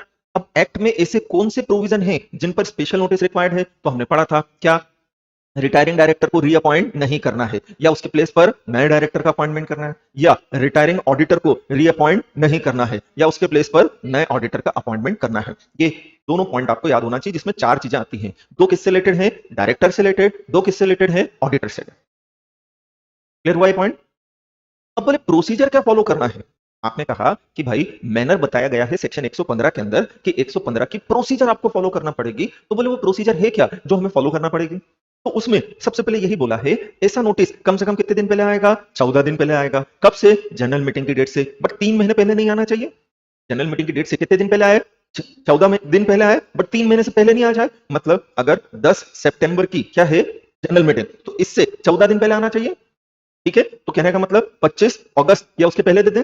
उसके पहले कब तक, तो बोले 3 महीने ज्यादा पुराना नहीं होना चाहिए। तो सितंबर के पहले क्या आता है, अगस्त, अगस्त के पहले जुलाई, जुलाई के पहले जून, और जून के पहले, तो 10 मई या उसके पहले, कौन सी डेट रखी थी अपने एजीएम की, हाँ, तो 10 मई या उसके पहले नहीं आना चाहिए। मई के बाद जून, जुलाई, अगस्त में 10 जून या उसके पहले नहीं आना चाहिए। तो 10 जून से 10 सितंबर के बीच में क्या आए, नोटिस। 10 जून के पहले नहीं आना चाहिए और इसके बाद नहीं आना चाहिए। ये समझ में आया अपने को। फिर जैसे ही नोटिस मिलता है, इमीडिएटली कंपनी उस नोटिस की इंटीमेशन किसको देगी, सारे मेंबर्स को देगी। जैसे ही क्या मिलता है, नोटिस मिलता है, इमीडिएटली उसकी इंटीमेशन किसको दी जाएगी, सारे मेंबर्स को दी जाएगी। कितने दिन पहले देंगे, 7 दिन पहले देंगे। कितने दिन पहले देंगे, 7 दिन पहले देंगे। उसी तरीके से देंगे जिस तरीके से उन्होंने पहले जनरल मीटिंग का क्या इशू किया था, नोटिस। अब अगर इंडिविजुअली नोटिस देना प्रैक्टिकली पॉसिबल नहीं हो रहा है, तो भाई एक काम कर, न्यूज़पेपर में छपवा दे। कितने दिन पहले, 7 दिन पहले। कौन से लैंग्वेज में, इंग्लिश लैंग्वेज में और वर्नाक्युलर लैंग्वेज में, जिसका सर्कुलेशन उस स्टेट में हो जहां कंपनी का क्या सिचुएटेड है, रजिस्टर्ड ऑफिस, और कंपनी की क्या है जो वेबसाइट, उस वेबसाइट पर भी अपलोड कर देना। क्लियर हुआ है। नेक्स्ट क्या है, एडजन मीटिंग में जो रिजोल्यूशन पास होते हैं वो कब पास माने जाएंगे, एडजन मीटिंग की डेट से ही। ये हमने पढ़ा था, पहले की डेट से इफेक्टिव नहीं होते हैं। ठीक है। नेक्स्ट कौन सा सेक्शन है, 117। 117 हमें बोलता है कि कुछ रिजोल्यूशन ऐसे हैं, कुछ एग्रीमेंट ऐसे हैं जिनका हमें क्या करवाना है, रजिस्ट्रेशन करवाना है। किसके पास, आरओसी के पास। 117 में बोलता है कुछ रिजोल्यूशन ऐसे हैं, कुछ एग्रीमेंट ऐसे हैं जिनका हमें क्या करवाना है, रजिस्ट्रेशन करवाना है। किसके पास, आरओसी के पास। कौन से फॉर्म में करवाएंगे, एमजीटी 14 में करवाएंगे। 117 जिन रेजोल्यूशन और एग्रीमेंट पर लगता है उसको हमें आरओसी के पास फाइल करना है। कितने दिन में करना है, 30 दिन में करना है। कब से 30 दिन, रेजोल्यूशन था तो रेजोल्यूशन पास करने की डेट से 30 दिन, और अगर एग्रीमेंट था तो जिस डेट पर क्या हुआ था एग्रीमेंट, वहां से 30 दिन। कौन से फॉर्म में करेंगे, एमजीटी 14 में करेंगे। उसके साथ क्या अटैच करेंगे, रेजोल्यूशन था तो रेजोल्यूशन की कॉपी और एक्सप्लेनेटरी स्टेटमेंट अटैच करेंगे, और एग्रीमेंट था तो किसकी, एग्रीमेंट की कॉपी। तो जिन रेजोल्यूशन और एग्रीमेंट पर कौन सा सेक्शन लग रहा है, 117, उसकी हमें क्या करनी है, फाइलिंग करनी है। किसके पास करनी है, आरओसी के पास। कितने दिन में, 30 दिन में। कब से, रेजोल्यूशन था तो जब रेजोल्यूशन पास हुआ था तब से, और एग्रीमेंट था तो जब एग्रीमेंट किया था तब से। एंड कौन से फॉर्म में करेंगे, एमजीटी 14 में। उसके साथ क्या लगाएंगे, रेजोल्यूशन था तो रेजोल्यूशन की कॉपी और एक्सप्लेनेटरी स्टेटमेंट, एग्रीमेंट था तो एग्रीमेंट। अब बोले कौन कौन से रेजोल्यूशन और एग्रीमेंट है जिनका रजिस्ट्रेशन करवाना क्या है, जरूरी। हमने पढ़ा है रेजोल्यूशन ब्रॉडली 2 कैटेगरी के होते हैं, बोर्ड रेजोल्यूशन और general meeting resolution. General meeting resolution 3 तरह के थे, ordinary resolution, special resolution and resolution requiring special notice. तो बोर्ड रेजोल्यूशन जो एमडी से रिलेटेड है, बोर्ड रेजोल्यूशन जो किससे रिलेटेड है, उन्हीं का केवल रजिस्ट्रेशन करवाना है और किसी बोर्ड रिजोल्यूशन का नहीं करवाना है। दूसरा, ऑर्डिनरी रिजोल्यूशन का भी करवाना है क्या? बोले हाँ, अगर वो वॉलंटरी वाइंडिंग अप का ऑर्डिनरी रिजोल्यूशन है, क्या ऑर्डिनरी रिजोल्यूशन है, तो बोले उसका भी रजिस्ट्रेशन करवाना है, बोले ठीक है करा देंगे। फिर जितने भी स्पेशल रिजोल्यूशन है, जितने भी क्या है, सबका आपको रजिस्ट्रेशन करवाना होता है। इसलिए हमने पढ़ा है कि जब कभी भी कंपनी क्या पास करती है स्पेशल रिजोल्यूशन, तो 30 दिन में कौन सा फॉर्म फाइल करते हैं? एमजीटी 14 फाइल करते ही हैं, ठीक है। एंड ऐसे मैटर जिन पर सारे मेंबर्स की कंसेंट मिली है, वो सारे मेंबर्स की कंसेंट वाले दो थे, एक तो क्लास मीटिंग का था और एक जनरल मीटिंग का। अभी डिटेल देख लेते हैं अपन। फिर एग्रीमेंट, केवल दो ही तरह के एग्रीमेंट है, एक तो किसका एग्रीमेंट? एमडी का एग्रीमेंट, और दूसरा क्लास मीटिंग का एग्रीमेंट। ये चीज आ गई समझ में अपने को। अब डिटेल देखें तो पहला कौन सा रिजोल्यूशन है? Special resolution. तो अभी हमने ब्रीफ में पढ़ा था, क्या पढ़ा था कि जितने भी स्पेशल रिजोल्यूशन होते हैं कोई से भी सेक्शन में पास किए जाएं, अगर आपने स्पेशल रिजोल्यूशन पास किया है तो स्पेशल रिजोल्यूशन पास करने से कितने दिन में? 30 दिन में। कौन सा फॉर्म? एमजीटी 14। किसको फाइल करेंगे? आरओसी को। उसके साथ क्या अटैच करेंगे? स्पेशल रिजोल्यूशन की copy and explanatory statement attach कर दिया जाएगा। दूसरा दूसरा क्या बोला? ऐसा रिजोल्यूशन जिसे सारे मेंबर्स ने अग्री किया हो। लेकिन अगर सारे मेंबर्स एग्री नहीं करते तो वो इफेक्टिव तभी होता जब वो स्पेशल रिजोल्यूशन के रूप में पास होता, तो हम उसका भी क्या करवा लेंगे? रजिस्ट्रेशन करवा लेंगे। फिर ऐसे रिजोल्यूशन जो किसने पास किए हैं? बोर्ड ऑफ डायरेक्टर्स ने। ऐसे एग्रीमेंट जो कंपनी ने किए हैं, किससे रिलेटेड? अपॉइंटमेंट, रीअपॉइंटमेंट, रिन्यूअल, किसका? मैनेजिंग डायरेक्टर का। तो ध्यान देने की बात यहां यह है कि होल टाइम डायरेक्टर और मैनेजर नहीं दिया है, उनसे रिलेटेड रिजोल्यूशंस का और एग्रीमेंट का रजिस्ट्रेशन नहीं करवाया जाता है। यहां वर्ड केवल क्या लिखा है? Managing director. तो यहाँ फुल टाइम डायरेक्टर पे प्रोविजन नहीं लगेगा, मैनेजर पे नहीं लगेगा। अदरवाइज हम तो यही पढ़ते हैं बचपन से कि सबके प्रोविजन क्या होते हैं? सेम। फिर क्लास मीटिंग में जो रिजोल्यूशन पास किया गया है सभी मेंबर्स की कंसेंट से, या क्लास मीटिंग में जो एग्रीमेंट हुआ है उसका भी हमें क्या करवाना पड़ेगा? रजिस्ट्रेशन करवाना पड़ेगा। किसके पास? आरओसी के पास। कौन से फॉर्म में? हाँ, बाकी कहानी तो लगभग सेम ही है अपनी, है ना। फिर अगला अगला क्या दिया है?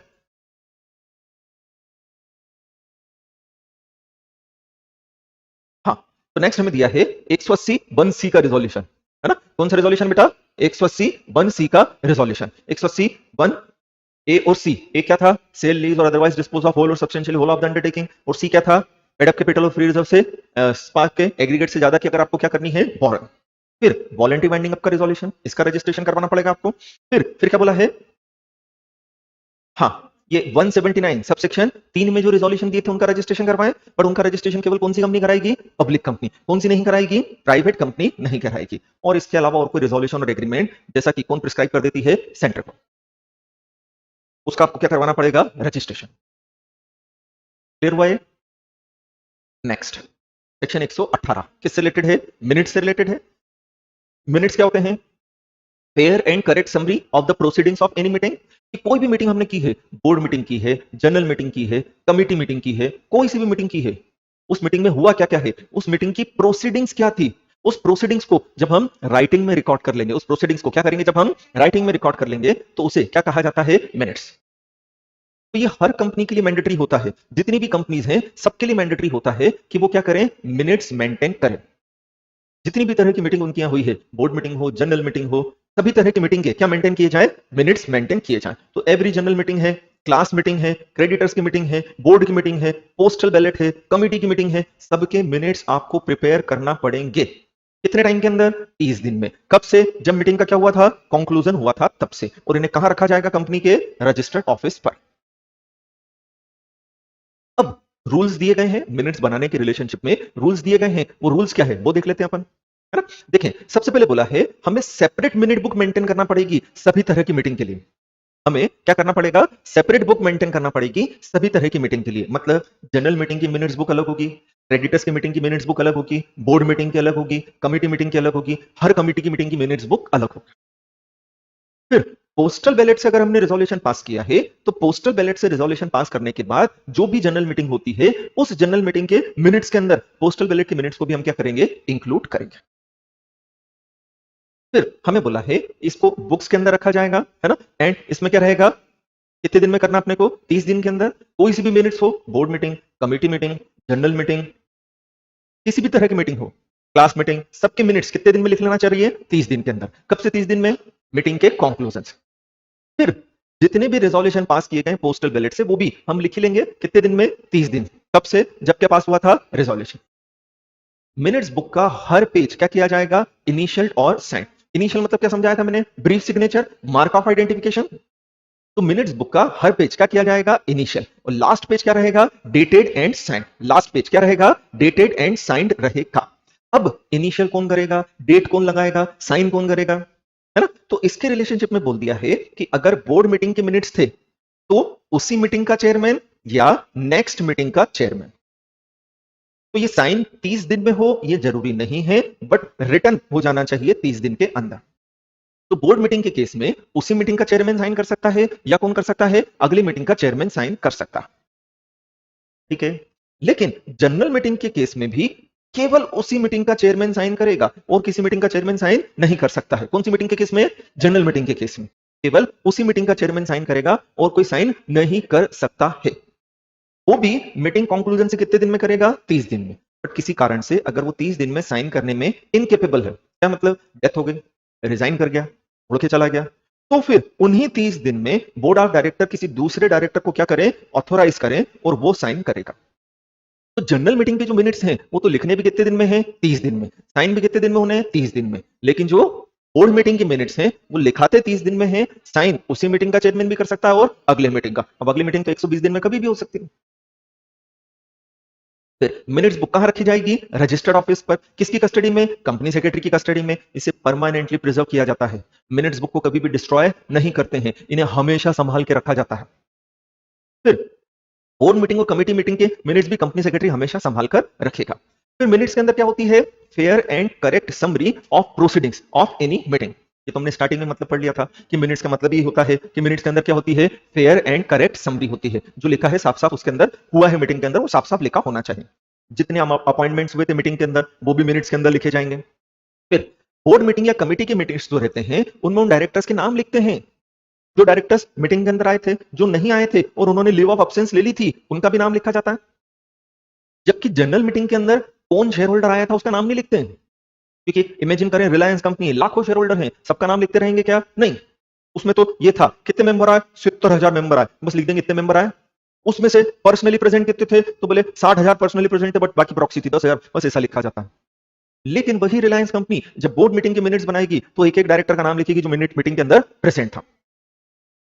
फिर जो भी मीटिंग के अंदर हुआ है वो फेयर एंड करेक्ट वे में आपको लिख लेना है, कुछ भी छुपाना नहीं है। लेकिन अगर कोई मैटर डिफेमेटरी था, इंसल्टिंग था, इररिलेवेंट था, इमटेरियल था, डेट्रीमेंटल था, किसके इंटरेस्ट में, कंपनी के या किसी डायरेक्टर के इंटरेस्ट में, तो फिर चेयरमैन बोल सकता है क्या, भाई इसको मत लिखना, इसको छोड़ देना।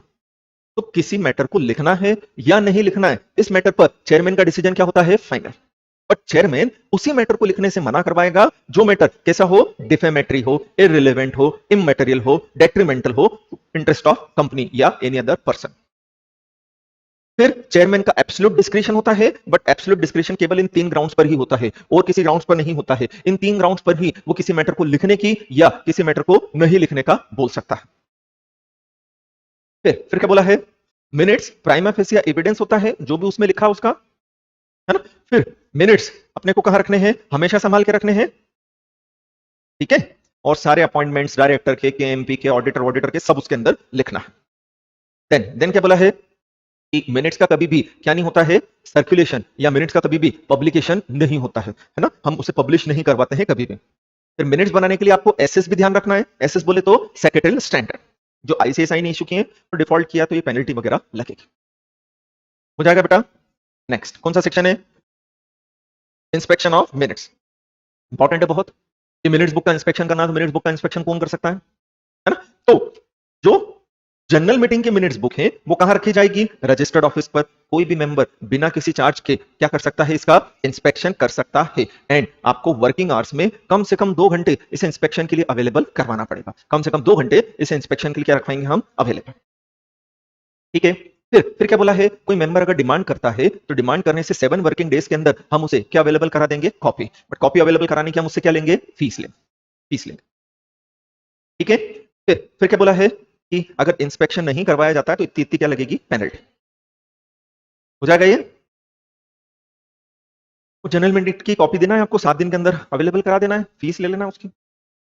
Next maintenance and inspection of document in electronic form. तो हम ये सारी चीजें कैसे रख सकते हैं, इलेक्ट्रॉनिक फॉर्म में भी रख सकते हैं। इसके ऊपर शॉर्ट नोट आ सकता है ना।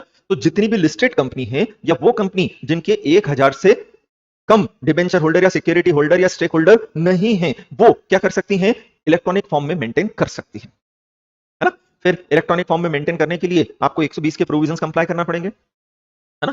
तो रिकॉर्ड्स जो मेंटेन किए जाएंगे वो एक बार जो फॉर्मेट आप अडॉप्ट कर लेते हो उसी फॉर्मेट के अंदर रहेंगे। उसके लिए कंपनीज एक्ट के रूल्स एंड रेगुलेशंस कंप्लाई करना है आपको। फिर वो रिकॉर्ड्स रीडेबल हो, रिट्रीवेबल हो, रिप्रोड्यूसेबल हो, प्रिंटेड फॉर्म में हम उनका प्रिंट वगैरह निकाल सकें, सब इस तरह से होना चाहिए वो, है ना। फिर क्या बोला है, उस पर डेटेड एंड साइन किया जाएगा डिजिटली। अगर किसी रजिस्टर पर फिजिकली साइन करने की प्रोविजन है तो अब रजिस्टर तो हम कैसे रख रहे हैं, इलेक्ट्रॉनिकली। फिजिकली हम साइन नहीं कर पाएंगे, बोले ठीक है डिजिटली साइन करवाओ उसके ऊपर, फिर सीधी सीधी सी बात है ना। एंड जब जब रूल्स एंड रेगुलेशंस में जो भी चेंज आते हैं उनके अकॉर्डिंगली उनमें भी क्या करना पड़ेगा, चेंज। लास्ट क्या हेडिंग दिया बोलेंगे, रिपोर्ट ऑन एजीएम। कौन सा सेक्शन है, 121। केवल लिस्टेड कंपनी के ऊपर एप्लीकेबल होता है, अनलिस्टेड कंपनी के ऊपर एप्लीकेबल नहीं होता है। कौन सा प्रोविजन, हाँ, लिस्टेड कंपनी के लिए मैंडेटरी है कि जब लिस्टेड कंपनी की क्या हो जाए, एजीएम। एजीएम होने के बाद वो क्या बनाए, एजीएम की एक रिपोर्ट बनाए और रिपोर्ट बनाकर किसको सबमिट करे, आरओसी को सबमिट करे। ठीक है, कौन से फॉर्म में सबमिट करना है, एमजीटी 15। कौन से कितने दिन में, 30 दिन में। कब से, एजीएम के कंक्लूजन से। काहे के साथ, प्रिस्क्राइब फीस के साथ। अब बोलिए रिपोर्ट क्या है, तो इनडायरेक्टली मिनट्स ही है, बट इन्हें मिनट्स लिखना नहीं है, बोलेंगे नहीं कभी भी मिनट से। क्यों, क्योंकि लिखा है कि ये भी क्या है, fair and correct summary of proceedings. Minutes भी क्या होते हैं, fair and correct summary of proceedings. But minutes हम किसी के पास फाइल नहीं करते हैं, इसलिए अलग से बोल दिया है कि ये तो क्या है, रिपोर्ट। और साफ साफ लिखा है ये रिपोर्ट मिनट्स के अलावा प्रिपेयर किए जाएंगे। इन रिपोर्ट पर साइन और डेट मारेगा कौन, चेयरमैन। अगर वो ऑथोराइज था तो नहीं, इनकेपेबल है तो 2 डायरेक्टर, जिसमें से कौन रहेगा, मैनेजिंग डायरेक्टर। रिपोर्ट के अंदर लिखा क्या क्या जाएगा, वही 5 चीजें, डे, डेट, टाइम, वेन्यू, और क्या जाएगा, एजेंडा। फिर मीटिंग का चेयरमैन कौन था, कितने मेंबर्स आए थे, कोरम आई थी कि नहीं आई थी, एक्ट, रूल्स एंड रेगुलेशन और सेक्रेटरी स्टैंडर्ड कंप्लाई किए हैं कि नहीं, कौन कौन से बिजनेस ट्रांजैक्ट किए थे, कौन कौन से रिजोल्यूशन पास हुए थे, सारी चीजें लिखती जाएगी। और अगर इन प्रोविजंस का क्या किया है, नॉन कंप्लायंट, तो ये इतनी क्या लगती है बेटा, पेनल्टी। क्लियर हुआ ये, हो जाएगा ये। लास्ट कौन सा सेक्शन है,